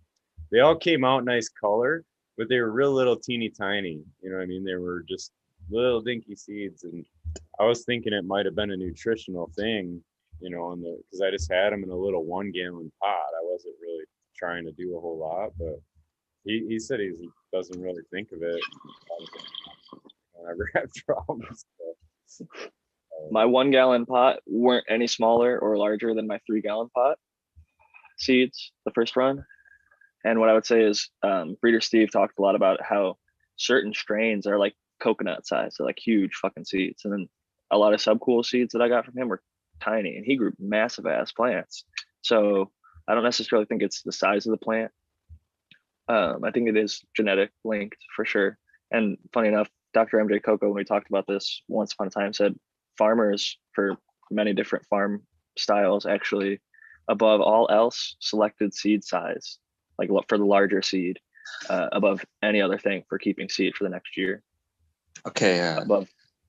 The only thing I could remember, well, there's 2 things, and this might not have anything to do with it as far as like what me and you would be able to produce if the gene pool were this certain, either recessive or dominant gene wasn't there, then we wouldn't be able to pull it out anyways. But supposedly the more further you have your part in breeding a plant, the more you'll increase the weight of a seed. So like just say like 100 seeds make up a gram you start with. The more you inbreed or selectively breed that strain, eventually it'll be maybe 98 seeds equal a gram or 90 seeds equal a gram. The seeds get bigger the more you have your hand in breeding with them.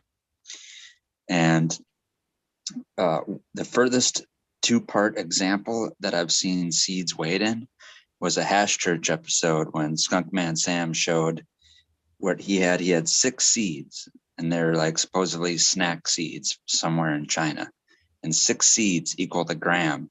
And then next to it, he held up a bag of some wild weed that was growing somewhere in Kashmir, where 8,000 seeds equaled a gram.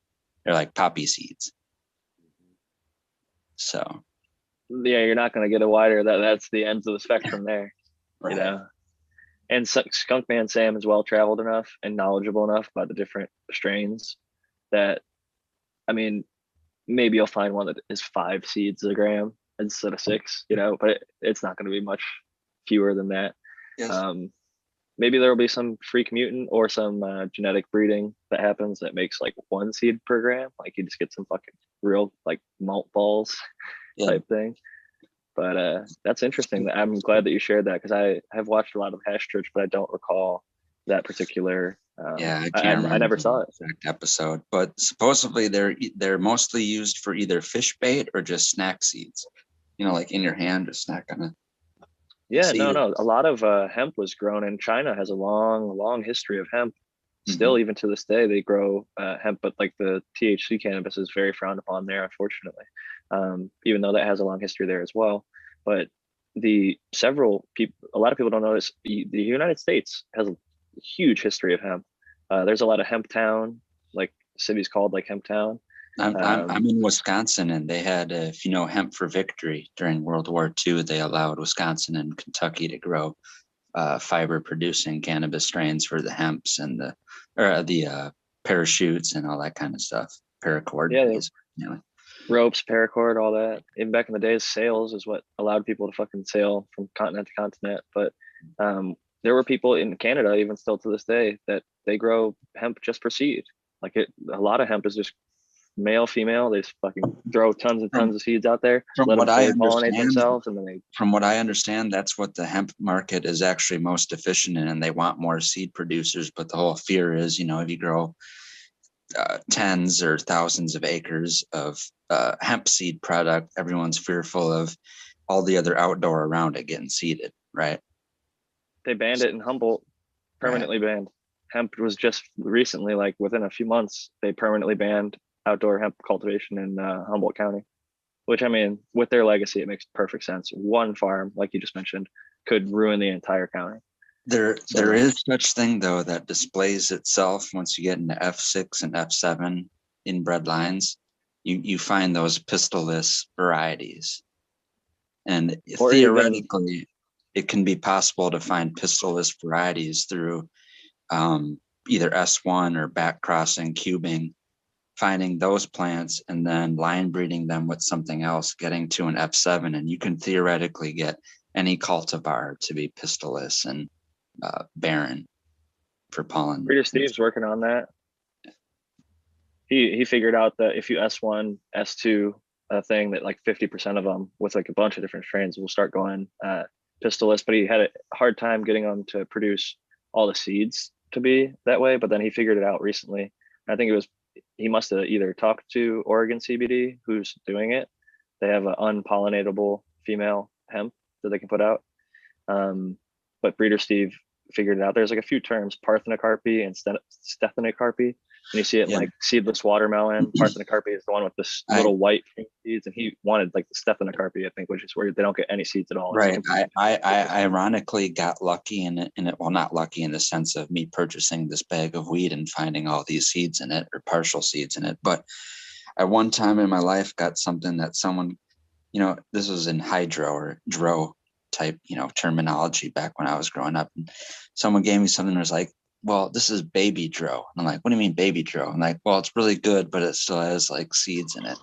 I'm like, all right. So we get the weed, and it's just those pure white mushy seeds that the Penastarthic or whatever, the ones that still formulate seeds, the seedless watermelon variety. There's technically they're still producing seeds, but they're not producing the hard, whatever outer shell black seeds that you find, rather than completely sterilized, barren ones that don't bear seeds at all. But through my experience, not the hands of me growing, but unfortunately the hands of me consuming, found that variety where it's just filled with there's no outerless shell to it. It's just a mushy white seed.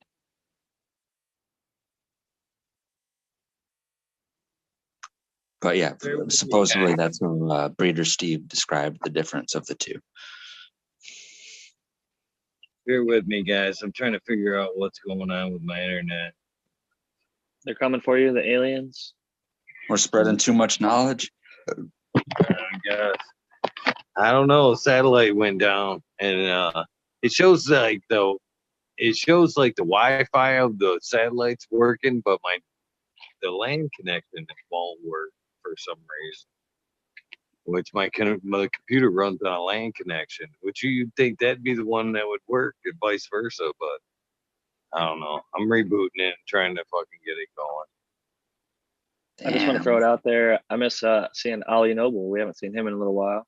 I've been trying to. I've seen him in the chat actually, like a few nights ago. I haven't seen him. Oh, okay. Well then, I wasn't up. I fucked up. I missed it. I fell asleep and I wasn't here. I'm blowing it. I'm trying to link up with him. I saw him in the chat last night actually, and I probably ended up falling asleep before he came on. Is what it was. But yeah, I need to link up with him because he's got the original like proof copy. It doesn't even have the right binding on it. He went up to the printer. He lived really local to the printer. He's about an hour north where I'm at, and picked it up for me. And it ended up being a big fuckaboo because the printer had one address on Google, but then they had an address in my email, and I like fucking sent the wrong address to Ali, and he basically gets there, doesn't have a car. He's like expecting to like he Ubered there. This dude, he goes out of his way, Ubered for me to go pick it up, and was at the wrong place. So he had to Uber like 20 or 30 minutes opposite direction, and ended up going and getting it. They stayed open late for him, but I want to make sure he gets like a signed copy because that one's just blank and it doesn't have the proper binding on it because they didn't have their machine ready or whatever. So Ali went through a lot of shit for me. Big shout out to Ali. He's the man. I definitely made sure to reimburse him for the Ubers, but the time and the effort and all that can't go unthanked. I want to give him a big shout out because he made sure I like, Zoom called him basically or FaceTimed him on Instagram that the quality was to his standards. Because like he was somebody who ordered the book and I was like, is this something that would make you happy if you got it? And like I saw it on the video, it looked good to me. So I trusted his judgment and then ended up putting in the bigger order, which I've sent out to a bunch of you guys, and people seem to be happy with it. So even like the new printer that I went to, because the old printer was fucking up so much, they're like, yeah, there's some good qualities about this. Like you have to pay extra for this and that. I'm like, okay, it's worth it. Like to me, like I want the best quality possible. So like the one thing was like he was talking about, it has a UV protectant on the cover, so if it sits out in the sun, it won't fade as quickly as some other books or print would. So I was like, I didn't even know that, but good shit. I guess I got good quality.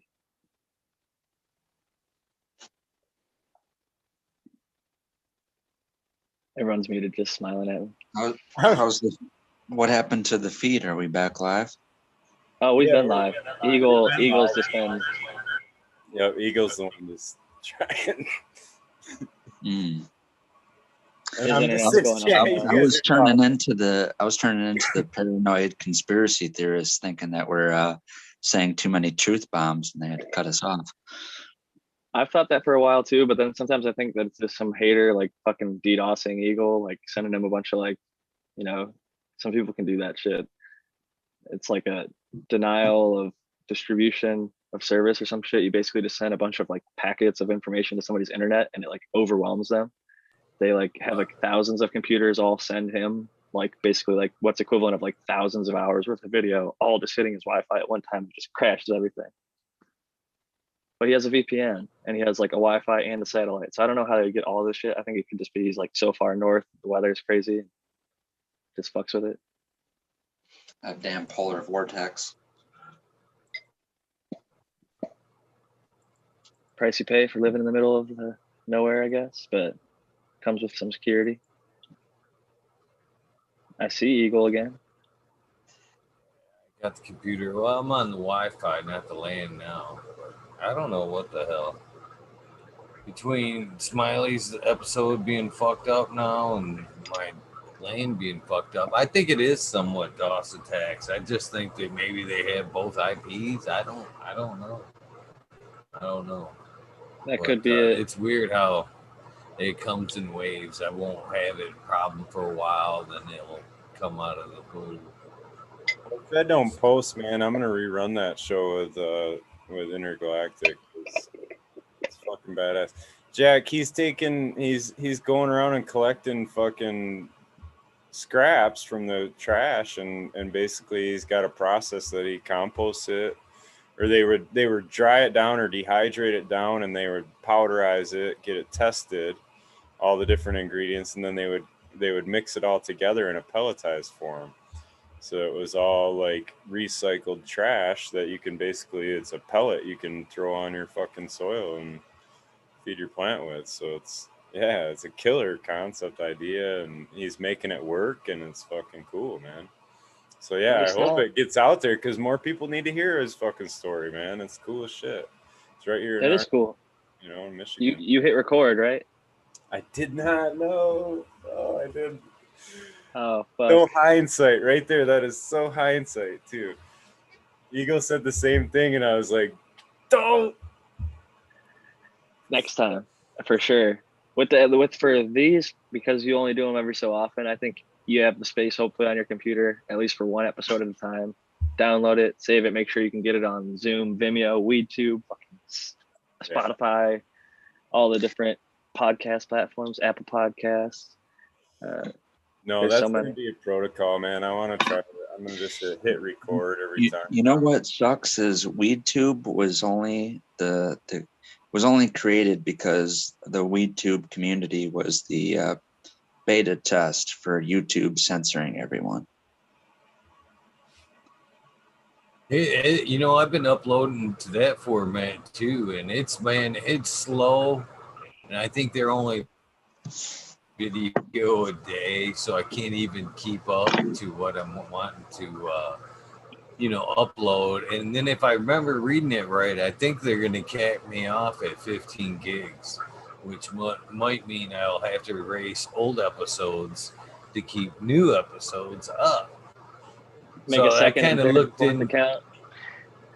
Yeah, I kind of was looking into the Vimeo today, but they only offer you so much too, and I think it's like 500 megabytes per week for free, and then after that you got to pay, and which wasn't bad. I think it was what was it, like 20 gigs a month or something like that. It was $7-8 a month if you bought ahead, so $84 a year. And then you 5 gigs a week, basically. So I was actually thinking about just coughing up to $84. That's if you bought ahead. If you went month by month, it's like 15. So I was thinking about, coughing up to $84 and, putting shit over there. But I don't know how Vimeo works. Can people find the show over there? Like, is it like YouTube? Will they suggest it over there, or will I have to direct my own traffic to Vimeo? I think that's going to be the case. I don't think they're going to probably push you up in the algorithm very much.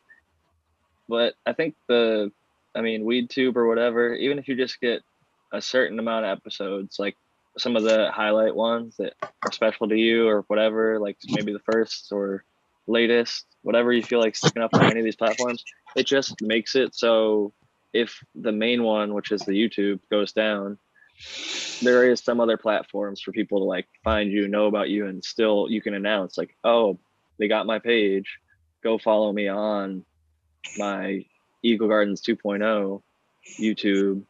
So people, instead of going from 0, you're at least at like a few hundred or 1,000. It's just sort of a security. And then you have that place so if people do want to listen or watch, you've got the podcast backed up on all the different platforms. That's awesome. And I think it's not like every single thing needs to be on every single platform, as long as you get a good chunk on enough of the platforms that you can maybe gain a new following or just have a safe, secure spot for people to find shows. If there is a wipe, that's the moreover the thing is I want to have a backup. You know what I mean? That's kind of what I'm looking for. Just for all the content, because I've had a computer go down too. You know what I mean? I've had a lot of them downloaded to the computer before it took a shit. Do you ever mess with DLive or BitChute? I have not messed with either yet. Yeah. BitChute and DLive, I've heard less. Both of them I've heard a lot critiques about whatever, but that's where everyone goes for like, the hardcore conspiracy videos that are never going to be allowed on YouTube. You can post there and have no, whatever censorship. If we ever had to go there, those are places where you could upload and never have to worry about being taken down, even for like music copyrights.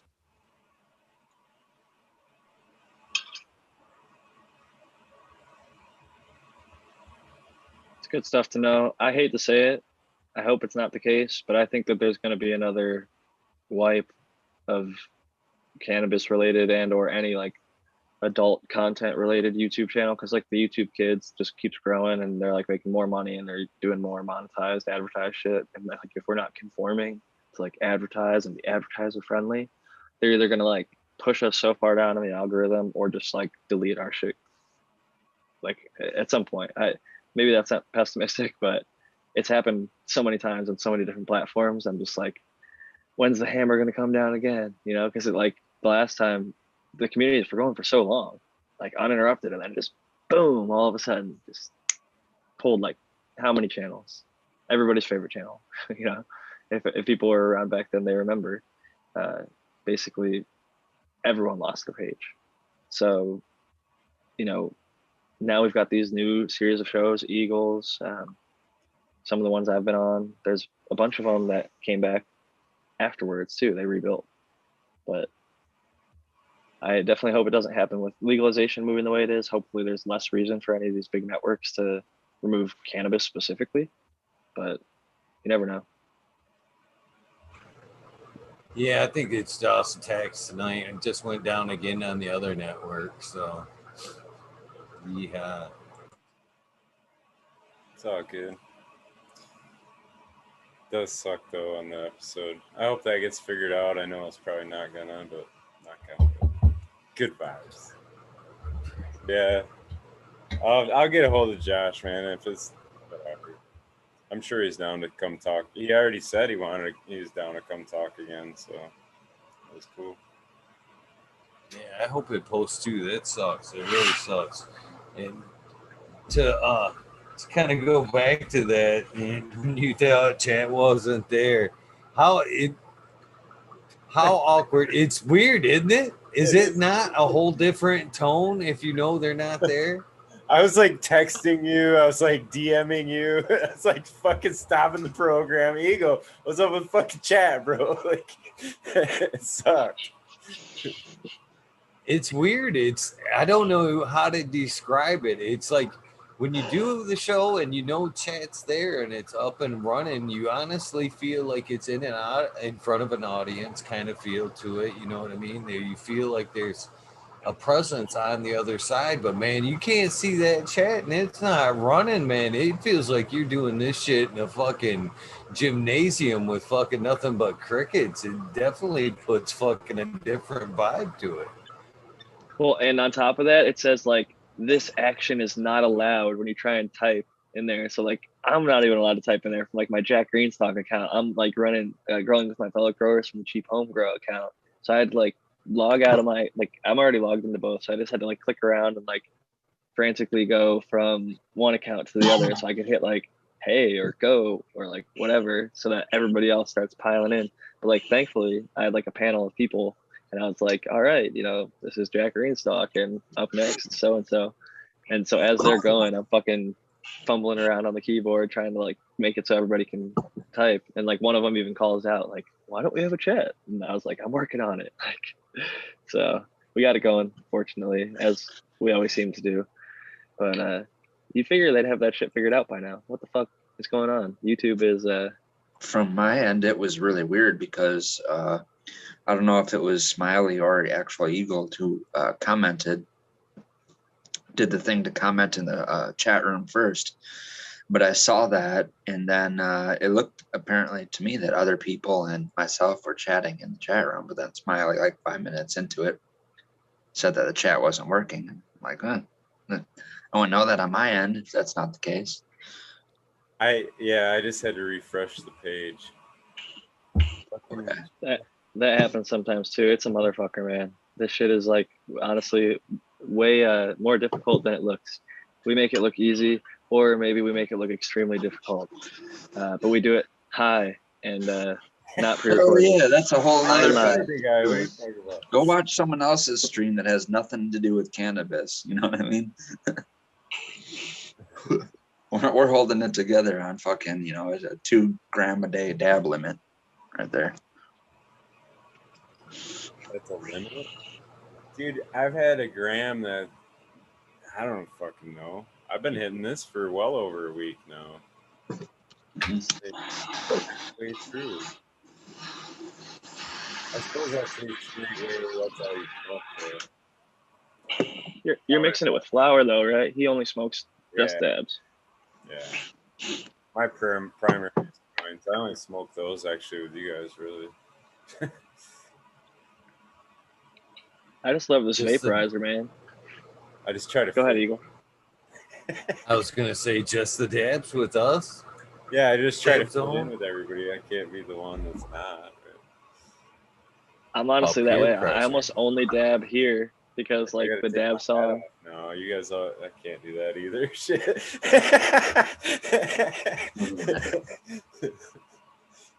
I don't know. Like I said, I love it. It goes in almost every case. It just goes down smoother than flour does. I don't know. That's just the way my body is wired. You know. Yeah. No doubt, man. Yeah. It's easier on you. But do you ever try like a vaporizer or something like one of these bad boys? Yeah, I've actually my one of my best buddies, my best smoking buddies, his cousin is the inventor of Silver Surfer vaporizers. Those are fucking dope. Shout Yeah. out to Skilbo. He's got one of those. Skilbo one. I always Another good recommend dude. those because they're so multi-versatile that if you like vaporizers that fill a bag, you can do that. If you like vaporizers, you can use a wand, you can do that. If you want to hook up a glass attachment to it, you can do that. You can make it an e-nail. There's an e-nail attachment. There's an essential oil vaporizer thing where you just put a plate of essential oils over it and your whole room or, you know, wherever will smell nice. I like because it's the most versatile one, and it's the one I grew up on. You know, my cousin's or my buddy, that's his cousin who started That's that dope. company. Cheers to them. I'm all for. Mhm. I'm not like a fuck combustion. There's a lot of vaporizer community people that are like fuck combustion. That's like even one of the forum or websites is fuckcombustion.com. But this one, the Vapor Brothers VV1 desktop, was made in 1999. It's real fucking simple. It's just like a whip and a tiny little bowl right up there, and attaches to the bong. But Eddie Bravo, I know it's a silly name, but he goes on Joe Rogan. He's a conspiracy guy. I'm sure a lot of you know who Eddie Bravo is. Yeah, I learned my more advanced jujitsu from his lessons, and in between some of his DVD videos, he'd be on there like fucking hitting this vaporizer, and like it was that's one of eye-opening his to me. moves. He has a move called the vaporizer. Yep. We could go It's a all sweet- deep in that too, man. When I got in, I have scoliosis, and I didn't figure this out till I was 21 years old. But it didn't stop me from like when I was like 18, 19. My buddies who were really into jujitsu, and one of my buddies who I need to talk to because he just texted me. It's one of our other homies from school, and one of the other, you know, one of our best friends in our circle just passed away. So my buddy just hit me up, kind of sending me love, probably because he's in the mentality of, you know, you got to talk to your friends because you don't know the last time you would talk to them ever would be. But before ever knowing Eddie Bravo, the rubber guard was always so intuitive to me. I just did it without ever knowing what I was doing, right? And worked from omoplatas to arm bars from there, right? But yeah, I love Eddie Bravo. Definitely. It's funny. I'm wearing a Gracie Jiu-Jitsu shirt right now. This is from the Gracie headquarters in Torrance, California. I met Heron and Henner.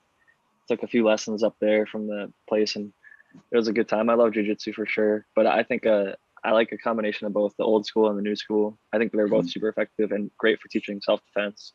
But some people aren't going to learn that, so get your people that don't learn self-defense pepper spray. Well, I always like it appealed to me because, you know, one of the best people who improvised the system to be able to like work how it works was Helio Gracie. And it was because of his like more smaller stature, right? So he learned things that were just based on the leverage itself. It's funny. I was So- born on the same day as Helio Gracie. What We day share is a that? birthday, October 1st. Okay. I'm We're August 9th. Libras. Okay. Cool. Yeah, Leo. But yeah, I just always learned from that because the same thing, like the moves that work on based on leverage and being smaller, and you know, I'm way more better defensive off the back, and I suck at offensive on top. You know, that's just how I work. We all have There's- something we can work on. Yeah, yeah. I wish I could. I wish I could have really, you know, the scoliosis thing makes me kind of scared to get super, you know, back into it because I don't know what anyone else is how. I don't know what someone else will do to me depending on what kind of day they're having. You get what I mean? Yeah. No, most people are super cool, man. There's a 10th Planet right here in San Diego. If you're ever out in San Diego, we should hit up an open man on Sundays at like 2:00. Go on before growing with my fellow growers. Fucking do some rolling. It's free, I think, for Sweet. anybody to come in for the open mats. But it's no gi, and the people there are really, really cool. Like honestly, everybody and most people I know in jiu-jitsu. So there's a few hot-headed people out there. Obviously, in any thing, there's your knuckleheads that might go a little too hard, but you can identify any of those people real fast. Jocko Yeah. actually has a gym here too. I haven't gone to it. Once I found out it was like already COVID times, and I was like, oh shit, he's got one right here. I mean, I could go there. I can't think of his last name. It's like Jocko Willick or Willick, something like that. He's a former Navy SEAL. Well, yeah, he's the one who goes on Rogan as well. Yeah, He's Willick. badass. Wilnick. I think. Willick. Yeah. Something like that. Yeah. I don't know. I'm stoned. I hope everybody's having a great day. What day is it today? Yeah. Fuck. It's Thursday. Thursday. I actually got to get running. I got an early morning. So it's been great talking with you all. Yeah. Smiley, Red Pill, Eagle, thanks Yep. for having me. Hopefully the fucking DDoSers fuck off and you guys can have a good connection issue free night. But even if not, we're like fucking almost like these shows are like almost like a cryptocurrency.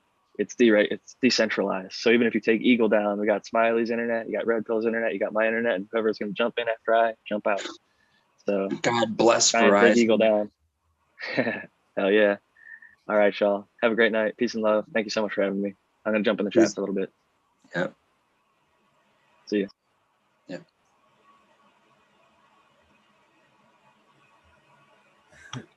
So I was talking to Jack here, or to not to Jack, but in chat about Chad's talking about Mel Gibson being like the fighting scene guy, but I don't know, man.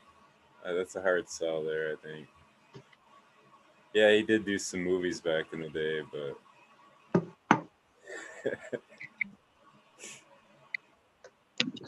Willis might fit that category a little better. I don't know. Man, I would take Steven Seagal over Mel Gibson. Come on. Yeah, Seagal was legit though, man. So he's fucking legit as fuck, actually. Probably one. Actually, Seagal, yeah, he's the first ever like white sensei in Japan. So you know, they don't just give that fucking shit to you either.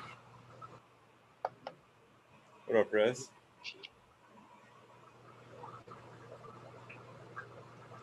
Oh, I'm back now. It fucking happened again. I don't even know if I'm here or gone half the time now. Because on the connection I'm at, I can't even, the video's not even moving. All I can do is hear you. I'm here. What's happening? Cheers, bro. Cheers. Is this a new look? Wait a second, I can see you twice. What the hell? I Spy or what, man? What are you doing? No, there's all four. Oh, maybe that's because my YouTube's still open. Maybe you can follow chat. Oh, it closed it. So, Good evening, gentlemen. Good evening. How's everybody doing this evening? Good, man. Good. I'm just laughing along with chat. Good so far. Fighting movies. Nobody said Chuck Norris yet, so not that I've seen anyway. So I only saw 14 seconds of the show. Well, good evening, everyone. By the way, I only got to see 14 seconds of the show. That's all that showed up. Yeah, that sucks, man. I'm sorry. I feel like I did screw something up. I was host or whatever, but for whatever reason, it didn't post. And it's a real It definitely happened in the transfer, Smiley. From when I passed it to you, obviously that 15 seconds was. I'm not passing the blame, Eagle. I took the blame. Yeah. See how that works? I know, but I don't think it was something you did. I just think it was in the passing somehow, like glitched or something.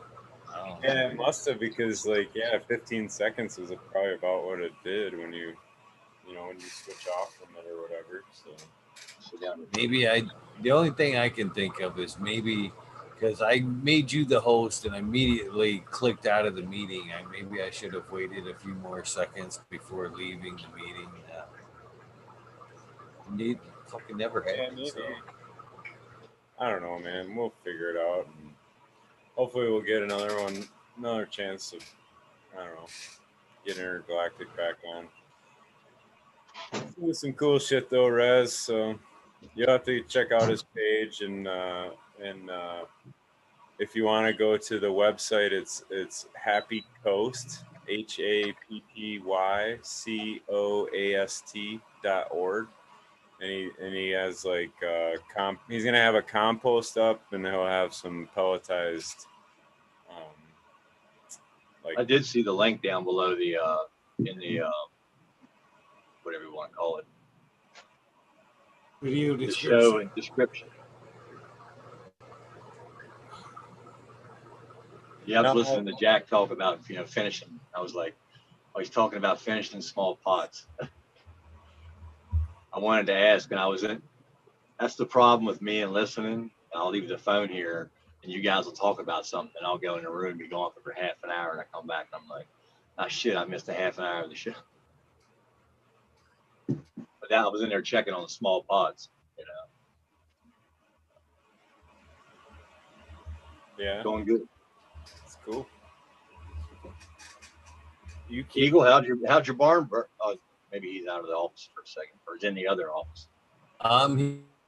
Here, I just got the camera turned off to try to save a little bandwidth. Oh, Sure, I got man. up for nothing. I was supposed to work with another guy today, and he fucking didn't call or nothing, let me get up. And as soon as I got up and told him I was going to be there shortly after 9, he's like, I never even fucking heard from him yet. So not even ready to start the damn thing. So I got up for nothing. Left the show early, got up early for nothing. And after 2 hours, you were like, So I didn't want to build a barn anyway. I fucking end up just staying up and getting some garden work done. In the end, it worked out for the best, I think. That's what I'm saying. After like 2 hours, I'd already been in another mindset of going, you know what, I really didn't want to go out in the cold today anyway. These plants need some work. So I'm not the only one that has that mentality there. I know, like, I'm back when I was doing the construction a lot of times, and if it was raining in the morning, they'd be like, come back at noon and shit. I'd be like, man, by noon, I ain't going to want to fucking work, man. As you talking a pot of coffee and fuck a couple dudes, man. Noon, I'm going to be fucking mowing the lawn. Fucking noon, I ain't coming back in. A buddy of mine got me a job once, just helping the block layers on the Department of Defense training for like the CIA or something down at Virginia. Wild building, but I only saw the beginning of it. But every morning you had to sit in your car for 2-3 hours waiting for the water to thaw. Couldn't get nothing done. And then they want everybody to go do stuff, and they're like, go get this, go that, get that. And I was already in the mindset of like, I don't freaking want to be here, man. I just sat here. Are you paying me for this? Oh, okay, you're paying me. But shit, man, I'm sitting in a car trying to stay warm. No thanks. I'd rather be at home. It's not too motivated, you know. It's the military, man. Hurry up and wait. Hurry up, wait. Hurry up, wait. Union. That's union job right there. That's a union job. Hurry up and wait. 5 of you guys go hold that shovel up. Oh man. I don't like hurry up and wait at all. But I also don't like guys that show up to the job. The materials are supposed to be there, and they don't call you until halfway through the day and say, "Hey, we didn't get it until 4 hours in," or you get there and you're like, "What the fuck? You guys should have had this first deck on already." Like, steel didn't fit. The steel was wrong. I'm like, why didn't you call 4 hours ago? How many 5 guys here? 4 hours. Some bitch, man. $25 an hour working comp. You're like, all right. That's the thanks. thing. As long as you're paying me for that time, I'll stand there. But that's your problem. You know, you bring me to the job, you get me there, and you make me stand there for 4 hours. You're paying me for them 4 hours. Well, I know. What I'm saying is that those guys could have called me. I just sent them to another job. I just sent them back to my house and work on my own barn. Not sitting there and do nothing and try to wait on steel that didn't fit or try to, like, you're going to try to cut steel? We don't have no steel. You're not, what are you doing? Call up, go to another job. That's what I mean. I mean, if they had something else to do, they could have called me. They just like sit around, like wait on the materials for 4 hours when the job site's 3 miles from my house. I had development 3 miles from my house. Less than 3 miles, 2.5 miles. Yeah, but in some jobs like that, man, they want you to show up. You do a job for time and material. You know what I mean?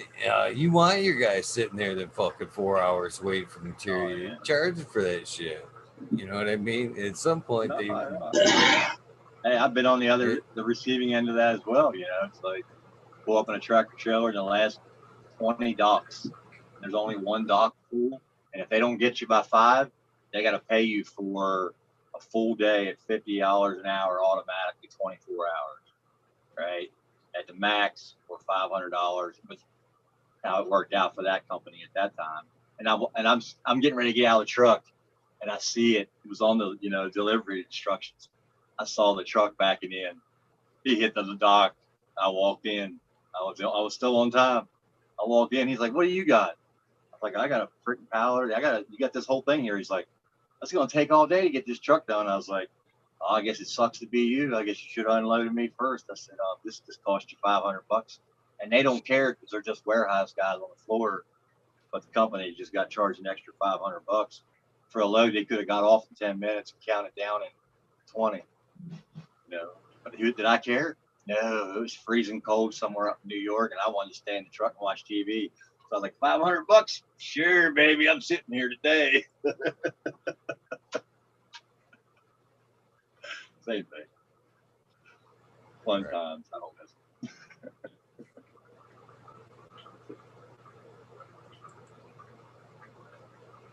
Anyway, that was a great episode, man. Thanks.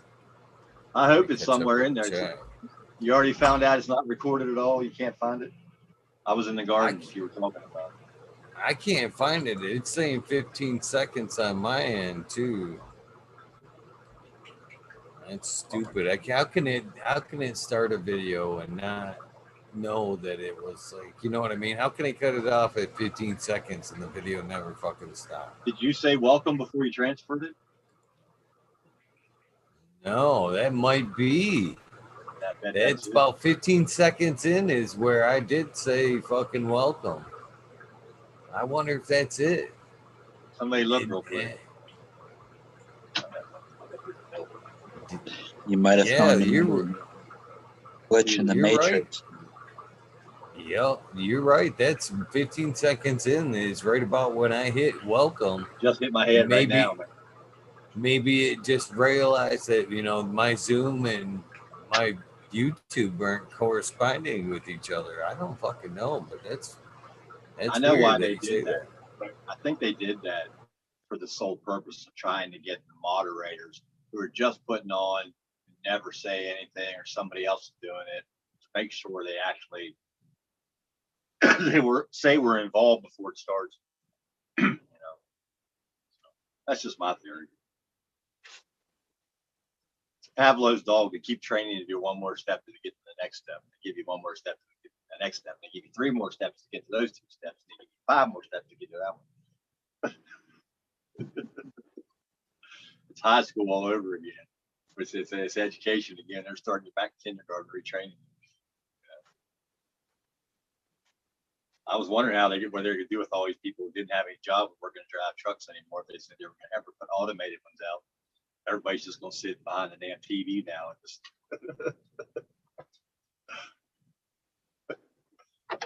Buy this brush from Mammoth. No. I only said that because when they were on what's that show? They said, we're not going to do an infomercial. We're not going to say that one all night tonight. We're not going to talk about that product all night tonight. Doggo the Hut and all those guys. What's that on the Growcast? That was.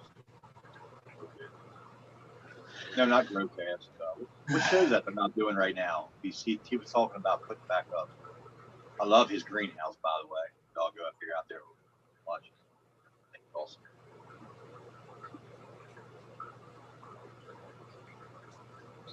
We had a bunch of phones in the house tonight, man. A freaking Galaxy and a Samsung. Well, they're both Samsung. No, that's Red Pill, the Samsung. You know Red Pill, right? From man. Howdy. Well, I mean, I don't know if we met on here yet. I don't know. Oh man, we got the infamous, the legendary popping in. The man, the legend, the myth. Until he turns his camera on, maybe. What up? What up? Oh, What's dude, up? I just built it up and you come in and go, what up? I was sitting back pretty amazed when I was watching the show because he was talking about the change in the pressure in his eyes. Oh, yeah. So for me, I start thinking about all the different ways it may work in somebody's body to relieve pressure. Because like the one strain he gave me, he said it helps his sciatica. So there's some kind of pressure going on in different parts of the body, nervous system because of different cannabinoids or terpenes or something. Yeah. I think it's the pinene limonene. I really do. Speaking of people that need to relieve pressure, we got Canna Trooper here weigh in on this. How's that for Hey, an Mr. Postman. Yeah, but I do appreciate that though, because I do think that's it's one of the things that science can't deny, and if laws ever get changed, and the whole thing about being Schedule 1, one of the factors of that says it has no medicinal use, Schedule 1 drug, but glaucoma is 100% evident that cannabis does something to aid. Well, it's interesting, the whole thing, glaucoma thing, because when I was in the late 70s, early 80s, the conversation was like, well, if you want weed and you want to get what they're growing out there, what the government will give you, you got to have glaucoma. And I would go in the back of my head going, no, I would not want to have glaucoma just to get weed. The 3 things, the top list, if you look at any consideration of what the federal government considered as medicinal ailments that benefited from cannabis, it was cancer, glaucoma, and AIDS as the top 3. Just always talk about it. Of course, it wasn't AIDS back when I was hearing it all the time. Then they added that to it. It has all kinds of benefits, man. It's the first time I ever heard a story about it from a person. My friend's mom had breast cancer surgery. She didn't want to eat. So his wife went over, said, basically was going to sit on her. He said, here, we're going to smoke these 2 joints. You're not going to eat, but when you smoke these 2 joints with me, you're going to want to eat. She had never used. She was probably in her late. Minnie was probably in her, maybe already 70s. She had to be at least in her late 60s then. And she said, no, I'm not going to do it. Doris said, I'm going to sit on you, or you're going to, until I'll blow it in your face till you get enough. She did. She started smoking, and she smoked, and she got her appetite back. She got healthy. I don't know if she uses it anymore. She never did around me. She would definitely enjoy some edibles. She's still alive because I ain't heard about her passing. So I definitely would have heard. Yeah. So yeah, some older people like that for a lot of their pains. Yeah. That's why I was looking at those roots last night. They were cutting all those roots off, man. I'm thinking I heard on somebody talking about they're making topicals out of that. I hope they're They doing make something. spaghetti out of it. He said it, dude. They were making spaghetti out of it. I have seen one person actually do I don't know if it was a GC or mass spectrometer test, but they tested their roots and they came up with the highest percentage of THC. They came up with 2% THC from the roots. Well, I'll put it to you this way. You ever have like a real light, crunchy, not a potato chip, but almost like a leaf type of freaky treat they'll sell in a bag, and it's salty, right? Some kind of chip, or you would try something you might get on a. I did 6 fan leaves off a sticky plant and coconut, just that, and 4 teaspoons of coconut, and just did it on low on top of the burner until it started sizzling down. I was like, oh, it's getting crunchy. And I smelled that, and I was like, what is that smell? That coming from something. It would go with spaghetti or whatever. But I took one out, and it was crunchy, and it was almost like the taste of the seaweed from sushi. I just got it right now. But like a real salty note, like over salted pretzel. I did it right in this. I did it when I heat my coffee, and I just threw it in to see it because I was going to do it to throw some cannabis in and then make tea. And then it started getting this smell, and then I just got to it late. I was figuring they were kind of like charcoal, but they weren't black, and they were tasty, man. I pulled them out. Mm-hmm. I pulled some salt on one of them, threw it in my mouth. I was like, man, this is a hell of a treat right here. I would grab a bowl of this, even if it started falling apart, and throw it in my face. Why not, that's getting me hungry for some pretzels right now. Cheers. Cheers. So, I like trying stuff like that. I like the things that happen by accident when you're trying to do something else. Now, how most things are invented, I was like, holy shit, I didn't know it would do that. And he went back and tried it again. So now I need more leaves, a little less oil, hotter heat, do it faster, or blanched oil already, like deep fry it and just deep fry the leaves.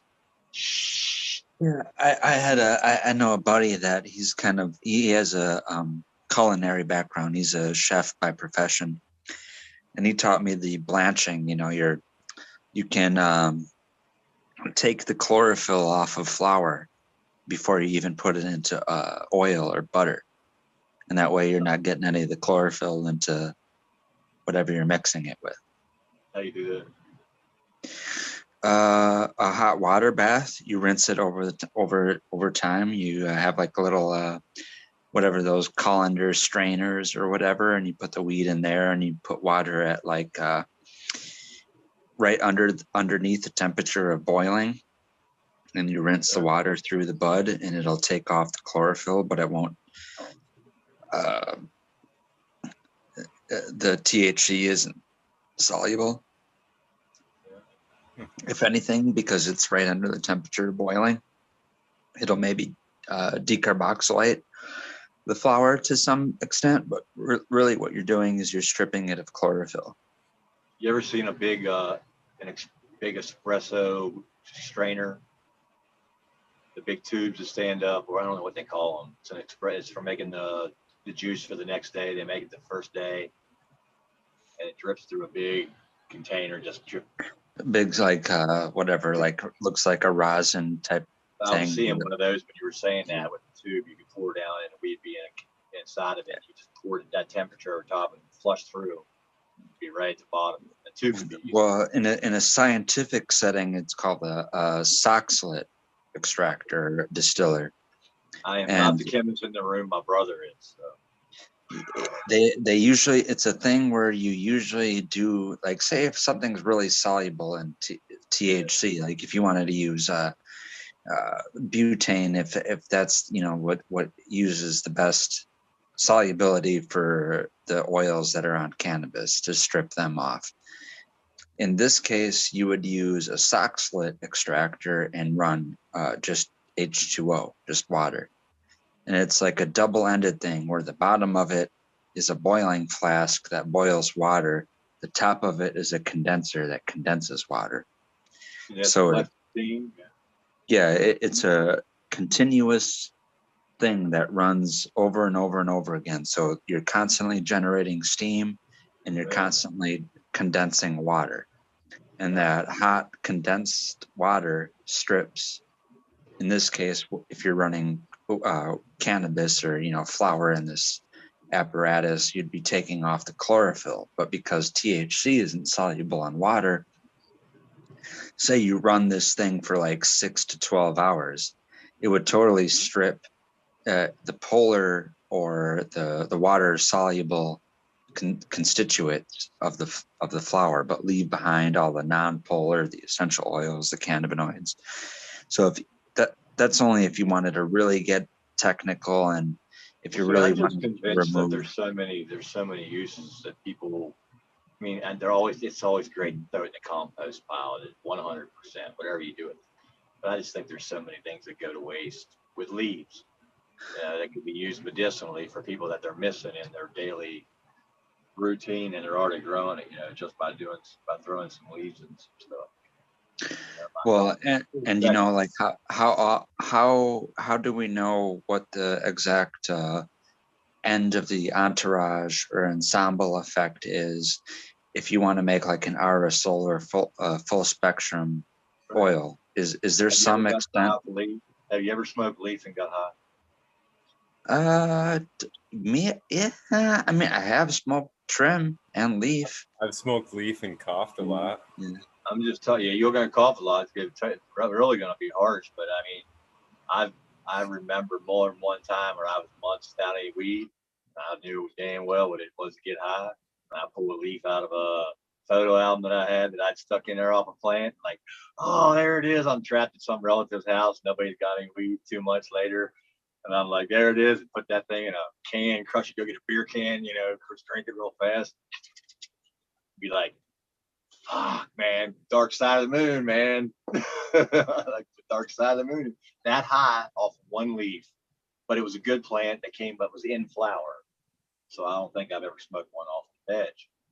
But the ones I cook up, man, they get me nice and feeling good, man, if I cook them in oil. Well, you know, here's another thing too is just the leaves themselves are a full spectrum cannabinoid profile, right? It's the metabolism and the enzymes in the plant that produce either a THC profile or a CBC profile. But if you're juicing leaves or doing anything else, making some type of leaf extract, you're mainly pulling CBG, but then you're also pulling whatever the plant is capable of producing to THC or CBG. How do I get more CBG out of it? Juice the leaves or do an extract of a plant that's maybe only 3 to 4 weeks in a flower. The 3 to 4 weeks in? Yeah, if you see a plant producing trichomes, it's producing trichomes maybe 3 to 4 weeks in, and then you do an extract on that, that's almost going to be like a 90% CBG cannabinoid profile, because 3 to 4 weeks into the flower cycle, those cannabinoids aren't being synthesized either into CBD or THC yet. They're just pure. Man, you just got me a bunch of CBG with plants I thought I wasn't going to have room for. Yep. Stay in there 3 weeks. Yep. Have you done that before, Red Pill? Is that something you do? It's tertiary knowledge from other people. It just has to do with the end result. If the later you go on testing flower, maybe week 1, 2, 3, 4, the less of a CBG count is. And once you go later into flower, past the natural cycle of a plant's flowering cycle, that's when you're going to get CBN. So it's a balance. You know when your plant is harvested at the exact right date when you have the lowest amount of CBG and CBN and the highest amount of either THC or CBD. Anything else, if you're getting higher amounts of CBG, your plants can go longer. If you're getting higher amounts of CBN, you took the plant too late. And I read I don't know if it was a paper or maybe it was just a short study I read. I think it was from a paper where he talked about going, maybe it wasn't a paper. But anyway, 2 weeks, if you were shot for 2 weeks less than your typical finish time where you would get it early into the THC, that then you would bump up your CBG, but also still get the flower. But you're saying 3 weeks in? If you want a pure extract, yeah. I mean, you can't do this with hash, probably. You can't make like a water or a dry sift from 3 weeks harvested plants. You're saying it's really good. So if it was like blended up in frozen cubes, just like you do. You would have to do an ethanol or, hydrocarbon extraction or CO2 even, but that's the best way of getting a pure or high concentrate of CBG. Other than there is a plant, I forget the people who found it or have a license on it or have or patent on it, but there is actually a cannabis strain out there that has a knocked out THC synthase gene to where it only makes CBG. So the higher you drive that plant to produce cannabinoids, it just gets more and more backed up with CBG. You can grow it seedless and wind up with like 20% CBG, or you can get it, seeded, and it's probably only going to test as high as like 6%. I think this all goes along with just in the natural talk, when you're talking about it in natural without even going scientific with it. Everybody likes different fruits at different times. And sometimes there's a tomato I'm never going to want to bite it. I mean, because it's green, but it'd be good fried. But everybody will take a fruit, some people will like more tart in their strawberry, and some people like it real sweet. Some people will never eat it when it's mushy. And they'll never touch it. Me, I don't give a shit. That mushy when it's going in my face, and it's not rotten, I mean, it's good. So I think it's the same thing if you take the full spectrum of a plant. So because I heard the Eagle earlier, he said it's done when it's done. He said, I'll see you when it's done. It's not a certain time. It's done when it's done. See, I like that. Because he may like it done in the next phase earlier, or you might like it done the next phase later. And so you get it later, you're like, no, I like that earlier. You're like, shit, I'm going back to a week earlier the next time. So I think it's the same thing, that as long as we go through the full spectrum, that's the way I see it anyway. What you're saying there, I mean, the early. Well, and then we're talking about blending things too. Like say, like we want to get to the, let's say we're going to just like go the other route of pharmaceuticals. We're going to try to produce a medicine, but we're not going to let the pharmaceutical company do it. And then we make proprietary blends of plants that you can harvest at week 3 or 4 that have, like we were saying, a 90% CBD cannabinoid, or I'm sorry, CBG cannabinoid profile. Right. But then we mix it with other things that have cannabinoid modulating terpenes like the limonene and pinene that we take from high THC varieties. And then you make a tincture of those two cannabinoids mixed. So you have like a 1-to-1 ratio of CBG to THC, but backed up with all those potentiating, modulating cannabinoids. That's just. I just need to smoke one. So what do you think is the prime time to harvest any sort of seed strain? Because what I'm finding, especially in the hemp sector, when they're just doing heat CBG, they want to harvest around 6 weeks, because in testing at like week 3, when we have the state administrator come through and take their samples, they can't even get a measurable amount of CBG at week 3. But by week 6, when we found that is the most prime time to actually harvest CBG. But you can't go later because then you're going over 1% THC. Okay, but when you're saying 6 weeks, how long is that typical strain? Did you say? That's with this particular CBG strain, but past that, but before that, we don't have anything measurable. That's what I'm saying. Is like it would be really helpful if I knew the name of that strain that people pass around that is an actual CBG dominant strain, because it has a knocked out THC synthase. I mean, Right. I see what you're saying. They've bred it, and that way, that's just what it tests out at. I don't know what its lineage is. I just know that it's their CBG. Well, they just have it in their system with labeled high as CBG. THC strains. The only way to get CBG from a super high THC strain is to harvest it early before THC is in production. Well, like I said, this is a hemp strain. Mm-hmm. But will that hemp strain produce high amounts of CBD if left seedless and taken to full harvest? No, that's why they're doing it with in hemp, is because it has very low THC and it has very high CBG. CBD though, if you leave it to harvest at they definitely have a CBD content. I can't remember what it was. At what point does the CBG will be converted to CBD? Couldn't tell you, man. I was just focusing on the CBG part of the information from the test that the state gives me. Yeah, because the starting building block is always going to be CBG, no matter what the metabolism and enzyme breakdown of those cannabinoids are going to later on be. You're starting with CBG always. There's not a different cannabinoid that starts off as the building block. So. Okay. Yeah, I don't know which one first came in. All I know is what their testing was at 3 weeks and 6 weeks. In between there, that's what I mean, peak production. Anything later than that, your CBG is going to be converted. If it's a whatever you want to call it, UN appropriate cultivar for growing hemp or high CBD production, then it's not going to produce THC. Hopefully, sometimes they're going to go over that 0.3%. Seed production in there is going to lower it by many factors. They get seeded. I know the THC content was under 0.3. Right.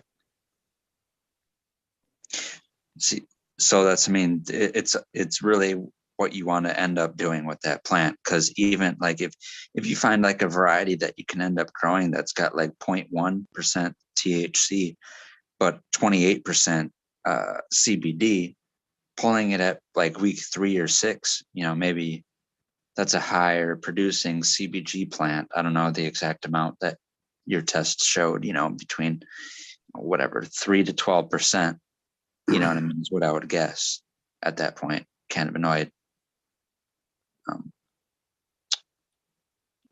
concentrate. Yeah, I don't know exactly what the strain name was, so I wish I could give you that information, but yeah. I just want one that actively would kill the pain in that area as well as a Percocet. I don't take those things anymore. But I'm still looking for that strain that'll kill that pain in that area.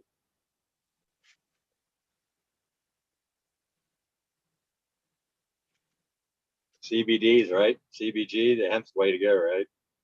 Kill the pain without putting yourself to sleep all the time.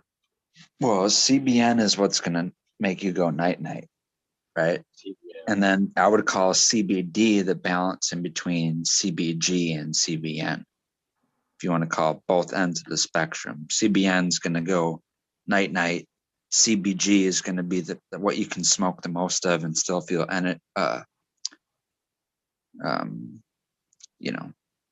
energized. And then CBD is going to be what balances you out right in the middle. Gotcha. Because I've heard people say that in high volume, CBG makes you feel sleepy, but that didn't match anything that I know about the cannabinoid being where it starts from and where it comes from, because the whole thing with like a cultivar like Super Silver Haze is some people take it at like 10 to 11 weeks, and then some people take it 13 to 14 weeks.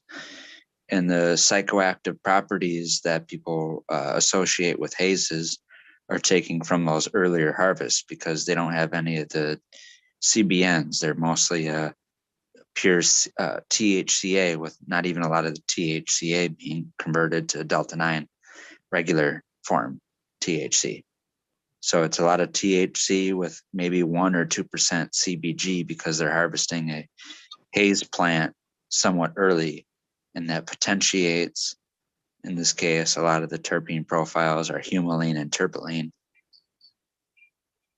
That's what gives you the haze, more psychoactive, psychedelic effect, versus a plant that a super silver haze plant that you're going to harvest at week 13 to 14 that already has CBN production, and because it was harvested later, it has a diminished amount of terpenes, the humulene and terpene.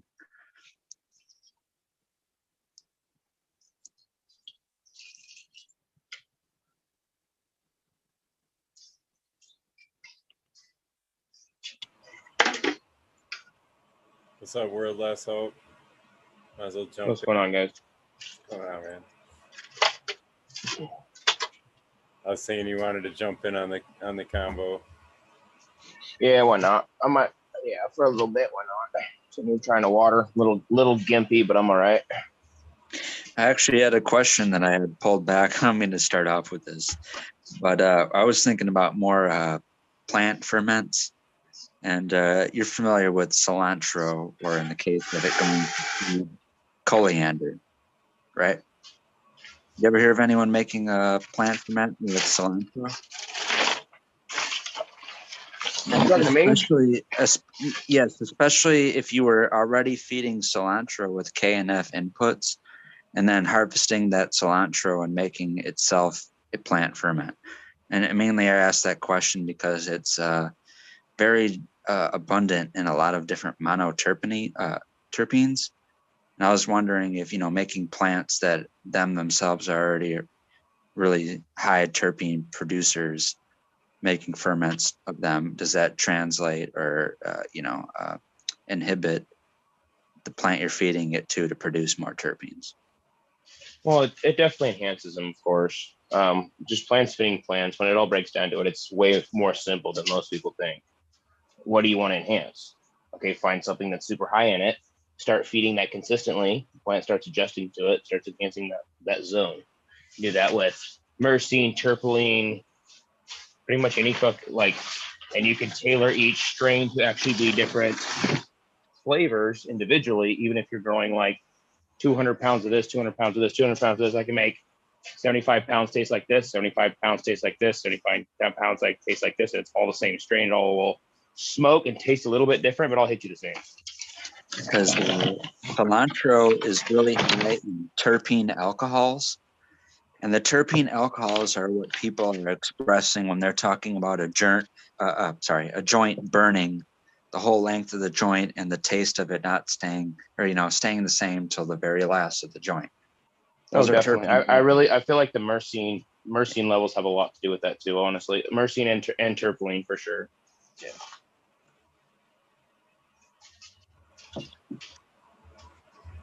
Yep. But again, I also feel like sulfur, magnesium, a water-soluble, biodegradable phosphorus, potassium source. It's also high in enzymes. Also has a lot to do with it. Also, a lot of people don't understand your bubble hash water is a double-edged sword, because it's actually, you're taking the very, very leftover product. Okay, what does your bubble hash water have in it?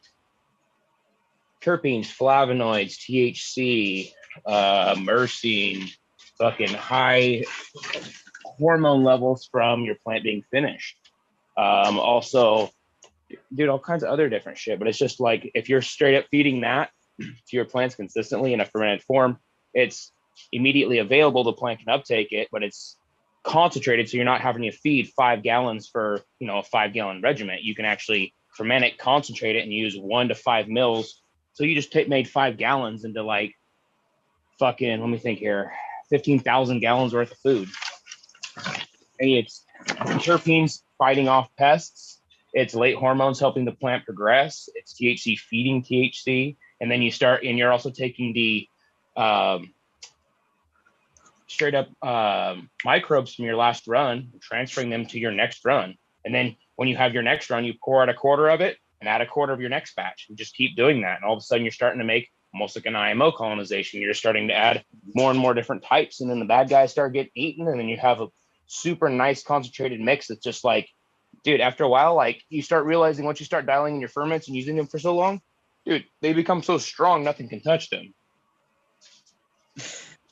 At the end of this, you can tell me if I'm crazy or not. But I gave a hypothesis of what people identify as that roadkill skunk, or driving through a neighborhood with your car, and smelling the skunk. I gave a hypothesis of the microbial life in a plant being able to indicate to other plants certain things that were going on in its environment, like animal predation. And in this case, maybe deer. So envision outdoor grow you got that's susceptible to deer predation. And deers naturally don't like the odor of skunk, right? Skunks will combat a deer encroaching on it by spraying it with its skunk spray. So through the inhabitants in this environment of natural inhabitants of the deer and the skunk coexisting, and you growing cannabis in this environment, do you think the microbes somehow initiate a response to the plant smelling more like skunk to deter the deer from eating the plant? Have you ever seen a documentary, What Plants Talk About? Yeah, that's a little bit where I got it. That's exactly what it is, bud. Yeah. 100%. Autoimmune response. It sends out a hormone that actually calls upon different prey to fight the pest that it's dealing with. But the environment has to be stable. If you're running brand new shit, you can't be like, no, we're just going to wait for it. Because again, it all depends on the time of the season too. Because again, like if you're a commercial grower outdoors, you'll notice that even like, so I had a ladybug population in one of my crops, one of like the 700, or no, what was it? 1,300 plant field, like one of the three that was super abundant in ladybugs. There was something around that crop that, dude, there was like 15 to 30 ladybugs a plant, like naturally. It was awesome. But the second those ladybugs receded and actually went into dormancy and actually began their new cycle where they laid eggs, the old guys died off. The cannabis aphids came in because there was nobody to protect the plants. And then once the ladybugs re-inhabited and took over again, I'd already taken care of them, but there wasn't any like anybody to fight against. You know what I'm saying? Like they're a lot bigger and a lot stronger. But dude, on that scale, like, dude, it's funny because you can do sulfurs, oils, soaps, enzymes, like whenever you're dealing with mites, you need oil, you need to rotate, because every time they lay eggs, the next series that just popped up is now immune to what you just pretty well sprayed. But you also have to catch the adults before they lay the eggs. You have to spray them again to make sure that the eggs don't hatch. And if they do hatch, you have to catch them before they lay eggs again. And you would spray a third time, that way that they don't have a chance to lay eggs the third time. But you have to rotate. You normally go like oils, enzymes, like sulfur. Yeah. Well, sulfur and then beneficials. Yeah. Or you can rotate between the 5. But big scale, dude, if you're going to spray 5-6 different things to treat things, dude, you're going to have your guys spraying fucking 7 days a week for weeks. You know what I'm saying? Just rotate. And so you want to do what you can. But again, like, in my opinion, you do a contact killer, a wipe, a preventative, and then a reapply. Mm-hmm. Well, what plants talk about, I'm glad you mentioned that. Eagle, that was when we talked about that the other day, when I kind of spewed that out. Ooh. That's the very first original thing I heard it from, is a documentary.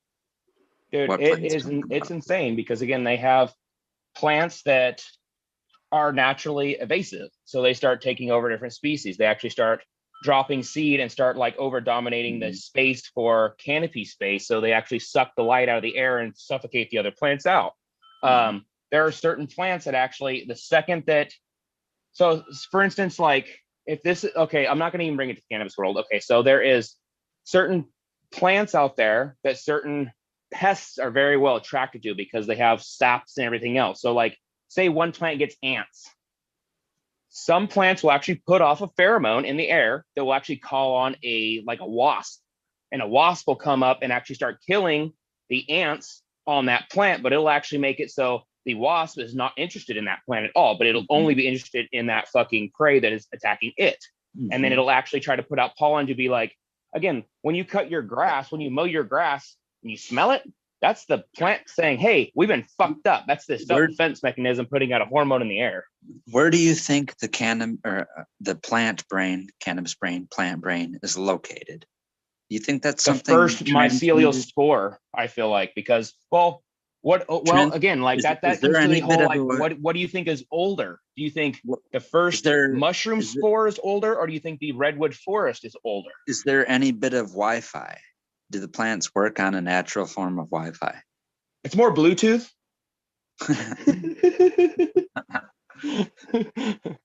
Definitely.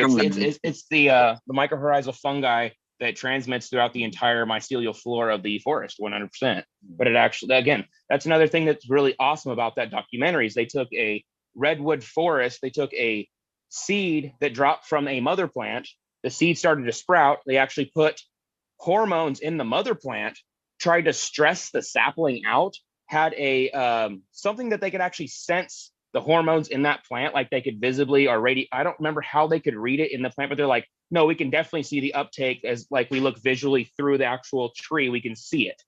And then they came back a few weeks later and they stressed the sapling out that was right next to the mother, was not connected to the root structure or anything else, but just through the mycorrhizal colony that went from the forest floor to that sapling, the mother actually leached the hormones from it into the sapling to try to help it out because it was stressed.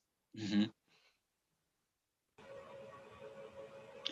Yeah, plants will compete like that. If you put two cannabis seeds, just two cannabis seeds in one little plot, one of them is going to outcompete and smash on the other. That's just that's the thing is that's a very delicate subject right there, because if you run the same strain, the plants are built kind of the same, but they share the same medium, they can actually perform the same. But definitely, if they're different strains, they drink differently, eat differently, one will definitely dwarf the other for sure. Yeah. Because actually, if you look through my page, I call it the tote tech, but it's the 27-gallon totes, but you run 2 plants per tote.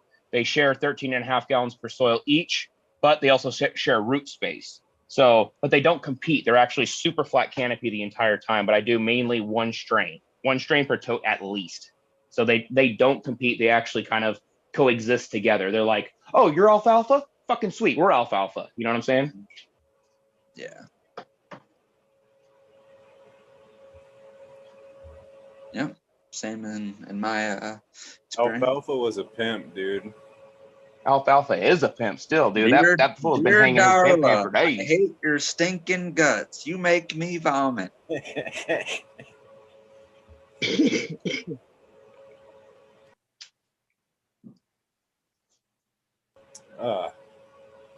Getting the cough out is coming up, man. It's up on the 15-minute warning, I guess. I'm trying to replant this room, but I don't know if I have enough fucking plants to reset it yet. I might have to clone. That sucks. Yeah, that does suck.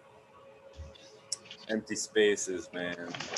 It sucks because I normally fucking harvest reset like the same day, and I didn't have plants ready, so I had to harvest, let it sit. I had to wait for money to come in to re-amend. I harvested another room, amended, reset that one, and now I'm resetting the one before that one. But I'm like, fuck, I might actually have to clone to reset this one, and I need new bulbs and hoods in this fucking room. So, goddamn, I need to get on that shit.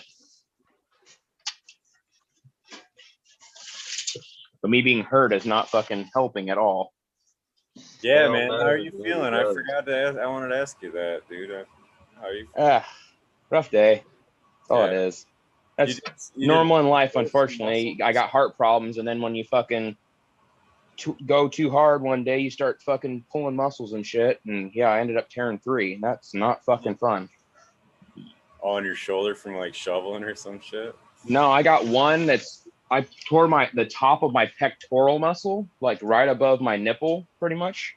And then I tore a muscle in my rib cage, actually underneath my pectoral, on the bottom of my rib cage, and then one underneath my shoulder blade in my rib cage. Oh, dude. Yeah, so like I'm sitting here like I already have heart problems. My heart was out of whack, so my heart's like already kind of enlarged and inflamed. So I'm sitting here breathing and it's putting pressure on my heart, but yet my fucking muscles are killing me. So it's like just knocking the wind out of me. All fucked. It was rough. Still rough, but I'm still in the man. I still have shit to do. It's not gonna fucking. It's gonna slow me down, but it's still not gonna fucking pay the bill. So you do what you gotta do. Existence is pain. You just live with it, right? Yeah. I have a question. Never. Producing, All right, go ahead. who out there's produced a lot of seeds before? What was that? Made a lot of seeds, like a large harvest, did your whole harvest?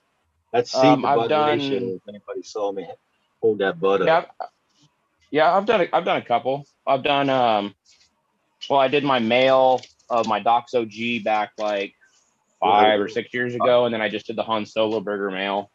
But I did like 32 strains the first time, and then like 7 strains or 5 strains the second time. But they're like already completely all sold out. So my question is, when you have a large, what does the seed count account for in a plant if it wouldn't have been seeded? Is it more Is it more glands? Is it more? So let's put it this way. So you have a plant that is a female that's in the WNBA. She's the all-star. She does fucking 60 points a game, right? Now that bitch is pregnant and she's 8 weeks pregnant. How you think she's going to do playing? No. All her effort goes into making seeds. It doesn't go into being productive and being flashy and looking good. It goes into making babies. Well, these did both. How about that? But anyway.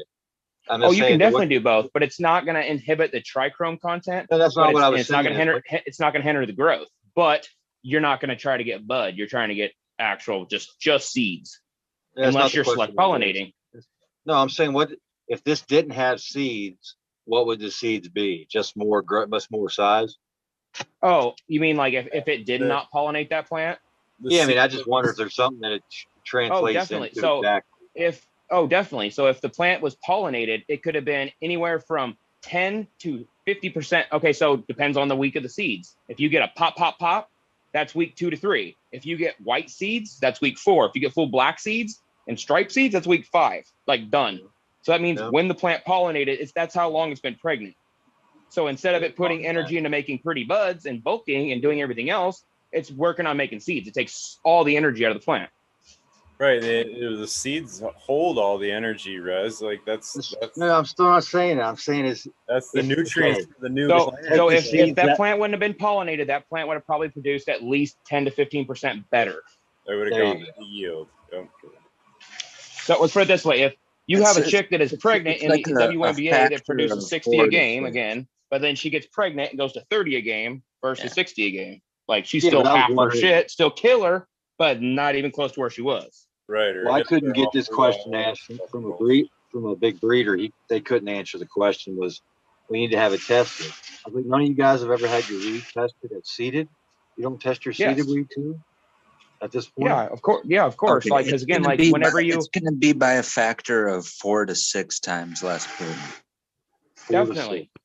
Definitely, at least. But no, like especially like if you're growing big scale and something gets seeded, that shit still has to be tested to see what the THC, CBD, all that shit is, and if it's clean and all that shit. Because everybody doesn't, if it's seed or not, people still want to pick it up. Oh, they're growing. They still need to know what's in it. If it's seeded, they're like, dude, we have a marker for that. If it's not seeded, we have a marker for that. If it's just leaves and stems, we have a marker for that. Like they're looking for biomass. They're also looking, dude. When extractors come to you and go, dude, sweep your shop floors where you trim, we'll buy that because we can take the dirt out of it. Like, are you fucking thrilled? God damn. The greasy seeds, man. They're greasy. God damn. Yeah, man. Could grow some dank right there. It's like the Hermie rate that increases when you start feminizing. Yeah, I ain't doing that. Why is that? Well, if you take, so how does a seed normally feminize itself? So it feminizes an S1. So it comes from a regular pack of seeds, and it was more than likely either if it was stable, so if it never hermied before at all, ever grown for a while, then all of a sudden somebody grew it and threw light on it at one point, and it just was like, oh, well, we don't like this. So it started to try to make a male part that had female pollen and tried to pollinate itself. So all the seeds from that are females. There's a good old high time story that is Jack bought a pack of regular seeds, and then it went to seed, and he grew the seeds the next year. They grew up. They were all females. They grew big and tall, were bigger and better than the last plant, smell better. Some of them went to seed, and he grew those seeds the next year, and then half of them ended up just making seeds by themselves. And then the next year, they were all seeds, because you can't go, you have to introduce a boy. If you go girl that makes a female, it's pretty much a girl that goes and gets donated semen, but only makes girls. And then the girl comes out and goes, I would love to be a boy. So they grow up and go, well, I would love to make babies. And then the babies go, I don't know what the fuck I am. But if you have something that's feminized in the line, That's true, though. but like say if you have a regular line and then you go regular feminized, so now the female rate is actually going to start raising versus the male rate, which is still might be fully stable. But it all depends on how you're actually feminizing. If you're using colloidal silver, if you're using a late Hermy, if you're taking something that is super stable and taking it like 16 weeks. Yeah, but let me hold on. Let me interject. Let me interject this real fast. Is the state of cannabis in the wild is intersex. Okay. Yes. So when you're introducing a hormone like interrupter type thing like silver, and you're spraying different females, you can measure how easy they are to reverse the male by traits. And that's an indication of telling you how much intersex traits are left in those genes or genotype. That's interesting. Do you know about a couple different ways of feminizing? Like I know a handful of ways. Yeah, but, this is across we might the sit board. down and actually This talk is about like just 100%. different. Okay. This is 100% across the board, from doing it with any type of chemical that induces a hormone change, or anything from stress factoring. So the easier it is to make a female turn into a hermaphrodite indicates how much intersex genes she has. Right. So the harder it is to induce male stamen on a female indicates the more it is. Yeah, exactly. Again, that's the shitty thing about feminized seeds is it all depends on what it slept with. If it's got Hermes, guess what? You're gonna get fucking hepatitis. But that's different than saying that all feminized seeds are going to be more likely to Hermy. No, they're not though. No. So that's not even the case at all. You got to sacrifice. You have to sacrifice the low seed count. Say if you reverse some female that barely has any pollen sacs, and you're crossing it to either itself S1 or another phenotype, and you have a low seed count, that's actually a beneficial thing, because that says that female that got reversed is harder to throw off hermaphroditic or intersex traits, even by chemical induction. Not interjecting, but at the same time, pheno difference. Some phenos you get that are super heavy yielding everything else. But one thing that I have found with the feminized strains is if you buy regular seeds, boys and girls, you are 95% gonna get something that's stable, more than likely, unless it has some genetics in it that are feminized or has problems. If you take something that is normal or has any kind of problems and you feminize it, it's going to enhance that. But F1 hybrid, say like if you're making something from that's so far distinct between like a lemon haze and a Bubba Kush, then those are going to be very stable, opposed to like an OG cross to a Chem Dog. Then you're going to get a whole lot more. Well, exactly. Chem Dog is originally an S1, so it's a bag seed. That's where it came from. Is Grateful Dead concerts. It's a bag seed, but the traits pass over. But if you grow them differently or correctly, they don't Hermy. So you can tailor them not to do that. It's just like cherry pie. Cherry pie doesn't even grow Hermy parts. It grows fucking male parts from fucking week 2 to 6. But it literally does not have that viable of pollen. So it actually only throws like, 6 to 10 seeds in the whole crop. So it kind of, but again, like if you have something that's regular and you cross that to a regular and then you cross that to a feminized, like you're going to end up with females, but if you cross that back to a regular, you're going to end up with higher female rate than male rate. Here's a pro tip to breed stable varieties and hybrid vigor. If you pick two plants that are far distinct from their morphology, saying a tall, lanky plant with thin leaves and a very short, statured, wide leaf plant, and they both also display very far distinct different terpene profiles. Like one's extremely fruity, no fuel, and then one's extremely fuely, no fruit. Those two plants are going to make an actual pure, true hybrid, no matter how interbred or whatever modernized the genetics are. If you pick two distinct different morphologies and terpene profiles, they're going to form a hybrid. That not if your one that you pick is a recessive and the other one's dominant. Exactly. Again, like that's like you have two white people and they have blue eyes and blonde hair and you end up with gingers. But that's what I mean. You're not picking from the same gene pool. Like if you're not picking from the same gene pool. No, hold on. You can mistakenly pick from the same gene pool if we actually convince ourselves that the diesel terpenes in whatever ChemDog and sour diesel strains are some way related to the OG terpenes. If you're breeding OG to sour or ChemDog, you're intersex relating those plants versus far distinct terpenes like a super lemon haze and like a Bubba Kush, which have no relation to each other. If you cross a Bubba Kush to a super lemon haze, you're making a true hybrid. Versus true, because again, there's like nothing really in it, and you're gonna have like pretty much five different variants. You're gonna have the straight mix, the bubble leaner, and then the super silver haze leaner, and then the full leaners both sides. Yeah. Land race to land race. Yeah. So that's just a way to right now, if we get convoluted in all the strains that we have, and we still need to look for hybrid vigor or just completely new phenotypes, you still have to make those crosses. Those short flowering, I forgot to add that too. Plants that flower in between 50 and 60 days. You cross those to plants that finish in 90 to 110 days. That's a complete new hybrid. You know? Oh yeah, well again, Northern Lights, first pure indica, first pure sativa hybrid.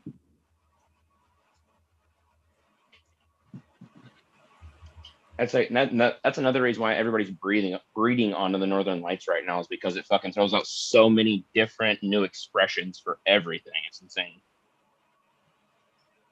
Where you're breeding to try to get a combination of the hybrid, the hybrid vigor. I like hybrid vigor. Exactly. Well, again, like GMO is labeled GMO because of how fast it grew. But if there's a perimeter that's been set, even if it has to be made by a standard degree that's written down and followed, to go back to go through so many stages so you can prove that you've done that, I'm okay with that too. And imagine a GMO being crossed to something like a white Russian, right? Oh, dude, or like a white rhino or a fucking like straight up old school ice. Yeah. Who's a dog breeder? How many different parental changes do you have to make before the AK whatever will say, yeah, that's a new breed? How many, Well, the AK-47 wasn't AK-47 just an Afghani leaner that was the dog. Well, the one you want to pick out of AK, and supposedly from Simon, he says you have to pick from 1,000, is the cherry AK, which I've had. Oh yeah. Oh, dude, I've had the cherry AK. I've had the AK-47 and the AK-48. I was relating to the dogs.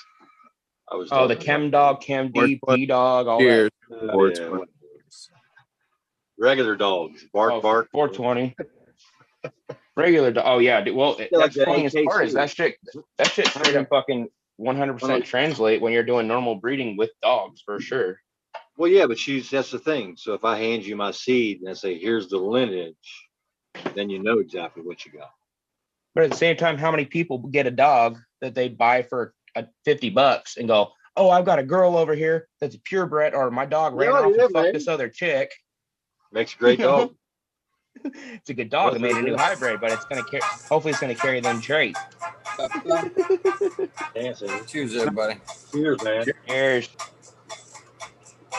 Yo, shout out to the chat. That's how they With I us. talked about this once before. That's how he made a goat. The goats I had to go through so much. Fuck, man. Fucking, oh, my left side is just killing me.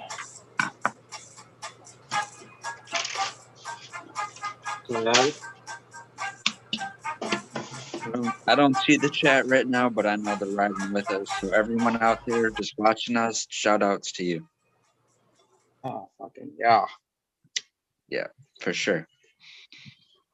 I'm breaking up some what it was told to me as peanut butter breath, but I don't believe that under the circumstance that I have this flower. So it's just, was that a nectar collector you were using?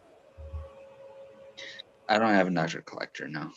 No, Smiley. Was that a nectar collector you were using? Yeah. I just got this one. Okay. Nice. How do you like it? It's all right. Yeah. It disassembles, so it's easy travel, but it's glass, so I don't want to travel with it. So, like, I don't know. Have you seen those electric ones? Oh yeah, the dipstick. Yeah. Dude, if you can get a, what is it, like I think it's like a 5 mil e-nail, you can hook that shit up to an e-nail. There's clips Yeah, there's that like go onto the actual like fatter piece, so you can set a temperature. Dude, you set a temperature, because again, that's the problem I hate with the nectar collectors, is you want to take a fat hit sometimes, and it kind of runs out of heat. Yeah.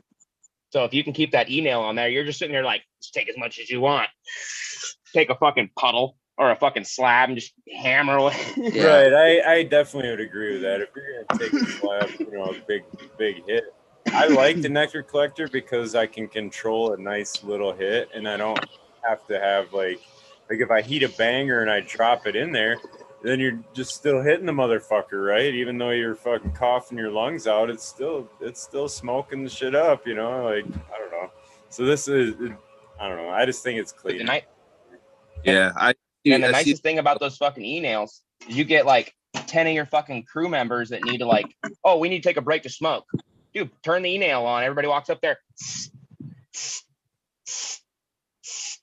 Like fucking 20 dabs in 10 minutes versus sitting there going, and then waiting a minute and a half. And then taking a dab and clearing it. And then the next person goes, and then everybody needs 3. You're like, taking an hour and a half to smoke. Holy shit. Third world problems. Third world problems for sure, right? Oh man. I can't smoke my weed fast enough. This is bullshit. Dude, you get to smoke weed? Lucky. Fuck you. Wake up in the morning, pack the pipe, go. That's what it used to be.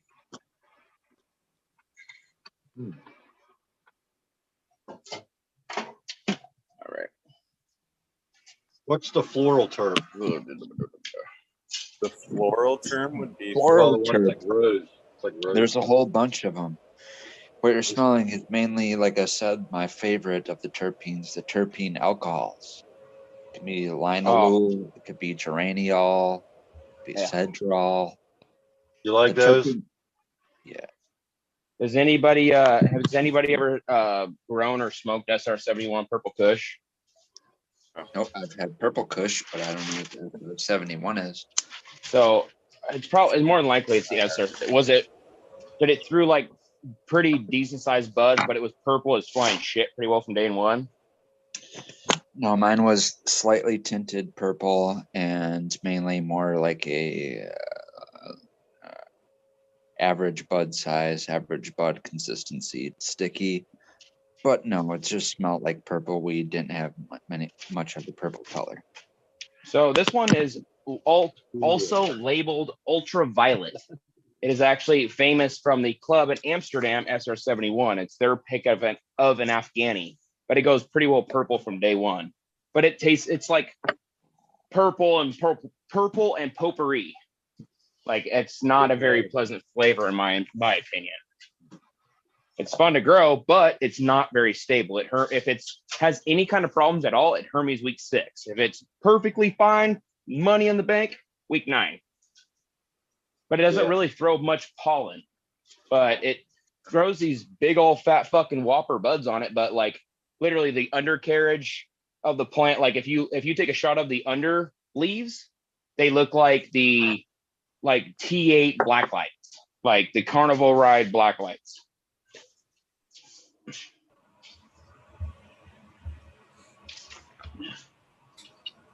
I mean, it's fun. But actually, I just grew a cross of what is it? Orange Dreams. What was it? The Wet Dreams, which that cult classic ones. What was it? OG Kush Breath times Blue Dream on. I think it was like orange tree times orange SR71 purple Kush, but it tastes just like SR71 purple Kush. Pretty fucking indica, but no orange in it at all. It tastes all like SR71 purple Kush, but way stronger. This OG will put you right into bed, man. Oh man, Coast to coast, man. Everybody knows he's got it, right? Oh man, I just finished a room of my Triangle Kush, the Donny Burger, Garlic Breath, GMO. Like I just have some heavy hitters, man. I'm like, whoo! And then I did the Orange Dreams, and I was like, whoo, whoo, whoo. I was like, dude, I'm smoking the OGs of OGs, and then I grew these the best I've grown them, and like, I'm like, fucking, this one is indica as shit though. Like, goddamn. Yeah.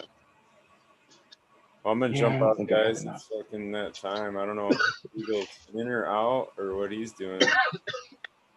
But yeah, I'm gonna go. Yeah, I just dipped in to say hi to the chat, say what's everybody's doing. Figured to poke Smiley for a second, make him laugh. Always, man, good times.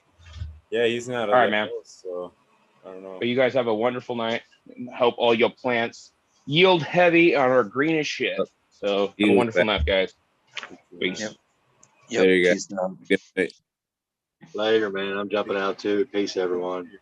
Get some rest. If you're resting, if you're working, be safe out there. Have a good one, Rez.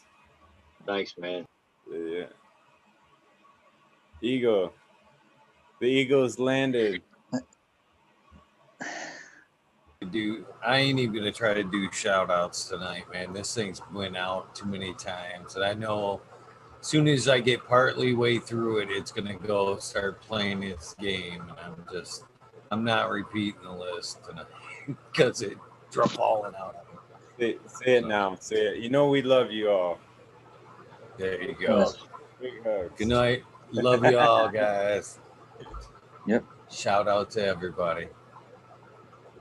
Hey, if anyone does recipiate this, this was a pretty good episode to tune into if you want some like K&F tech, what this plant does and that plant does. I don't know. I feel like this is a good information episode. If you can receive this, if this isn't like black hole from the stupid YouTube Google hole, this was a fun episode. I felt like a lot of good information was passed through from everyone. So Absolutely. That might be the reason why it's going to be hard to find. Hopefully it's not. We need to get Smiley's episode back out of fucking the black hole. That sucks. That sucks, brother. Honestly, man, I'm more bummed for Josh. That was kind of his first time on too. You know what I mean? Like, so yeah, it sucks. Hopefully we can get him back on because it was a great episode. A lot of good information. What's bummer is I always kind of look at the organics takeover as a little bit of a night off or a chance to take a few minutes off, but I always end up sitting right here listening and learning and hanging out in chat. So thank you, brother. I always learn shit, man, when the takeover's on. Thank you, man. I always learn shit. It's an opportunity for me, so I appreciate the thought you asking me to. So, because I wouldn't have considered even doing it, honestly. So, it's cool. Brother. do it well. Awesome. That's really good hanging out, man. Yep. Easy, guys. All right, guys. I'm peacing out. Thanks to you, Eagle. Thanks to Smiley. Thanks to Rez. Thanks to everyone else that was in the chat. Jack Greenstock. Who else popped in here? I don't know. I'm World's Cannon Last Hope. Trooper, World's Cannon Last Hope, Trooper. you, Yeah, okay. So shout out Smiley. to everyone. I love all you guys. You guys are awesome. And shout outs to everyone in chat. And I'll see you guys on another one. Okay? So peace out. Have a good one, Red Bill. Thank you. Yep. Thank you guys. Peace. Thank you guys for tuning in tonight, episode 331. Sorry about the not shout outs, but I'm telling you, I've been here all night long with my camera off, and I've been bouncing in and out all night long from internet problems. My landline's still not up. I don't know what in the fuck is going on with my internet connections, but I appreciate all of you guys for tuning in night after night, man. You guys are some amazing people for sure. Please join me tonight. Let me look real quick, see who is tonight. Man, March is almost halfway full already. Cheddar Bob 13. Cheddar Bob 13. I just seen you in chat. Are we confirming you are gonna be here tonight? Let me see here. Scroll right there. You are in chat. Cheddar Bob 13. Are we confirming, Cheddar Bob 13, that you will be my guest tonight? 11:30 Eastern Standard Time, 8:30 Pacific Standard Time. Me and Cheddar Bob will be here. Are we confirming, Bob? Are we confirming? Hopefully that is true. That is what will be happening tonight. So thank you guys for tuning in. I will see you tonight nonetheless. Yes, there it is.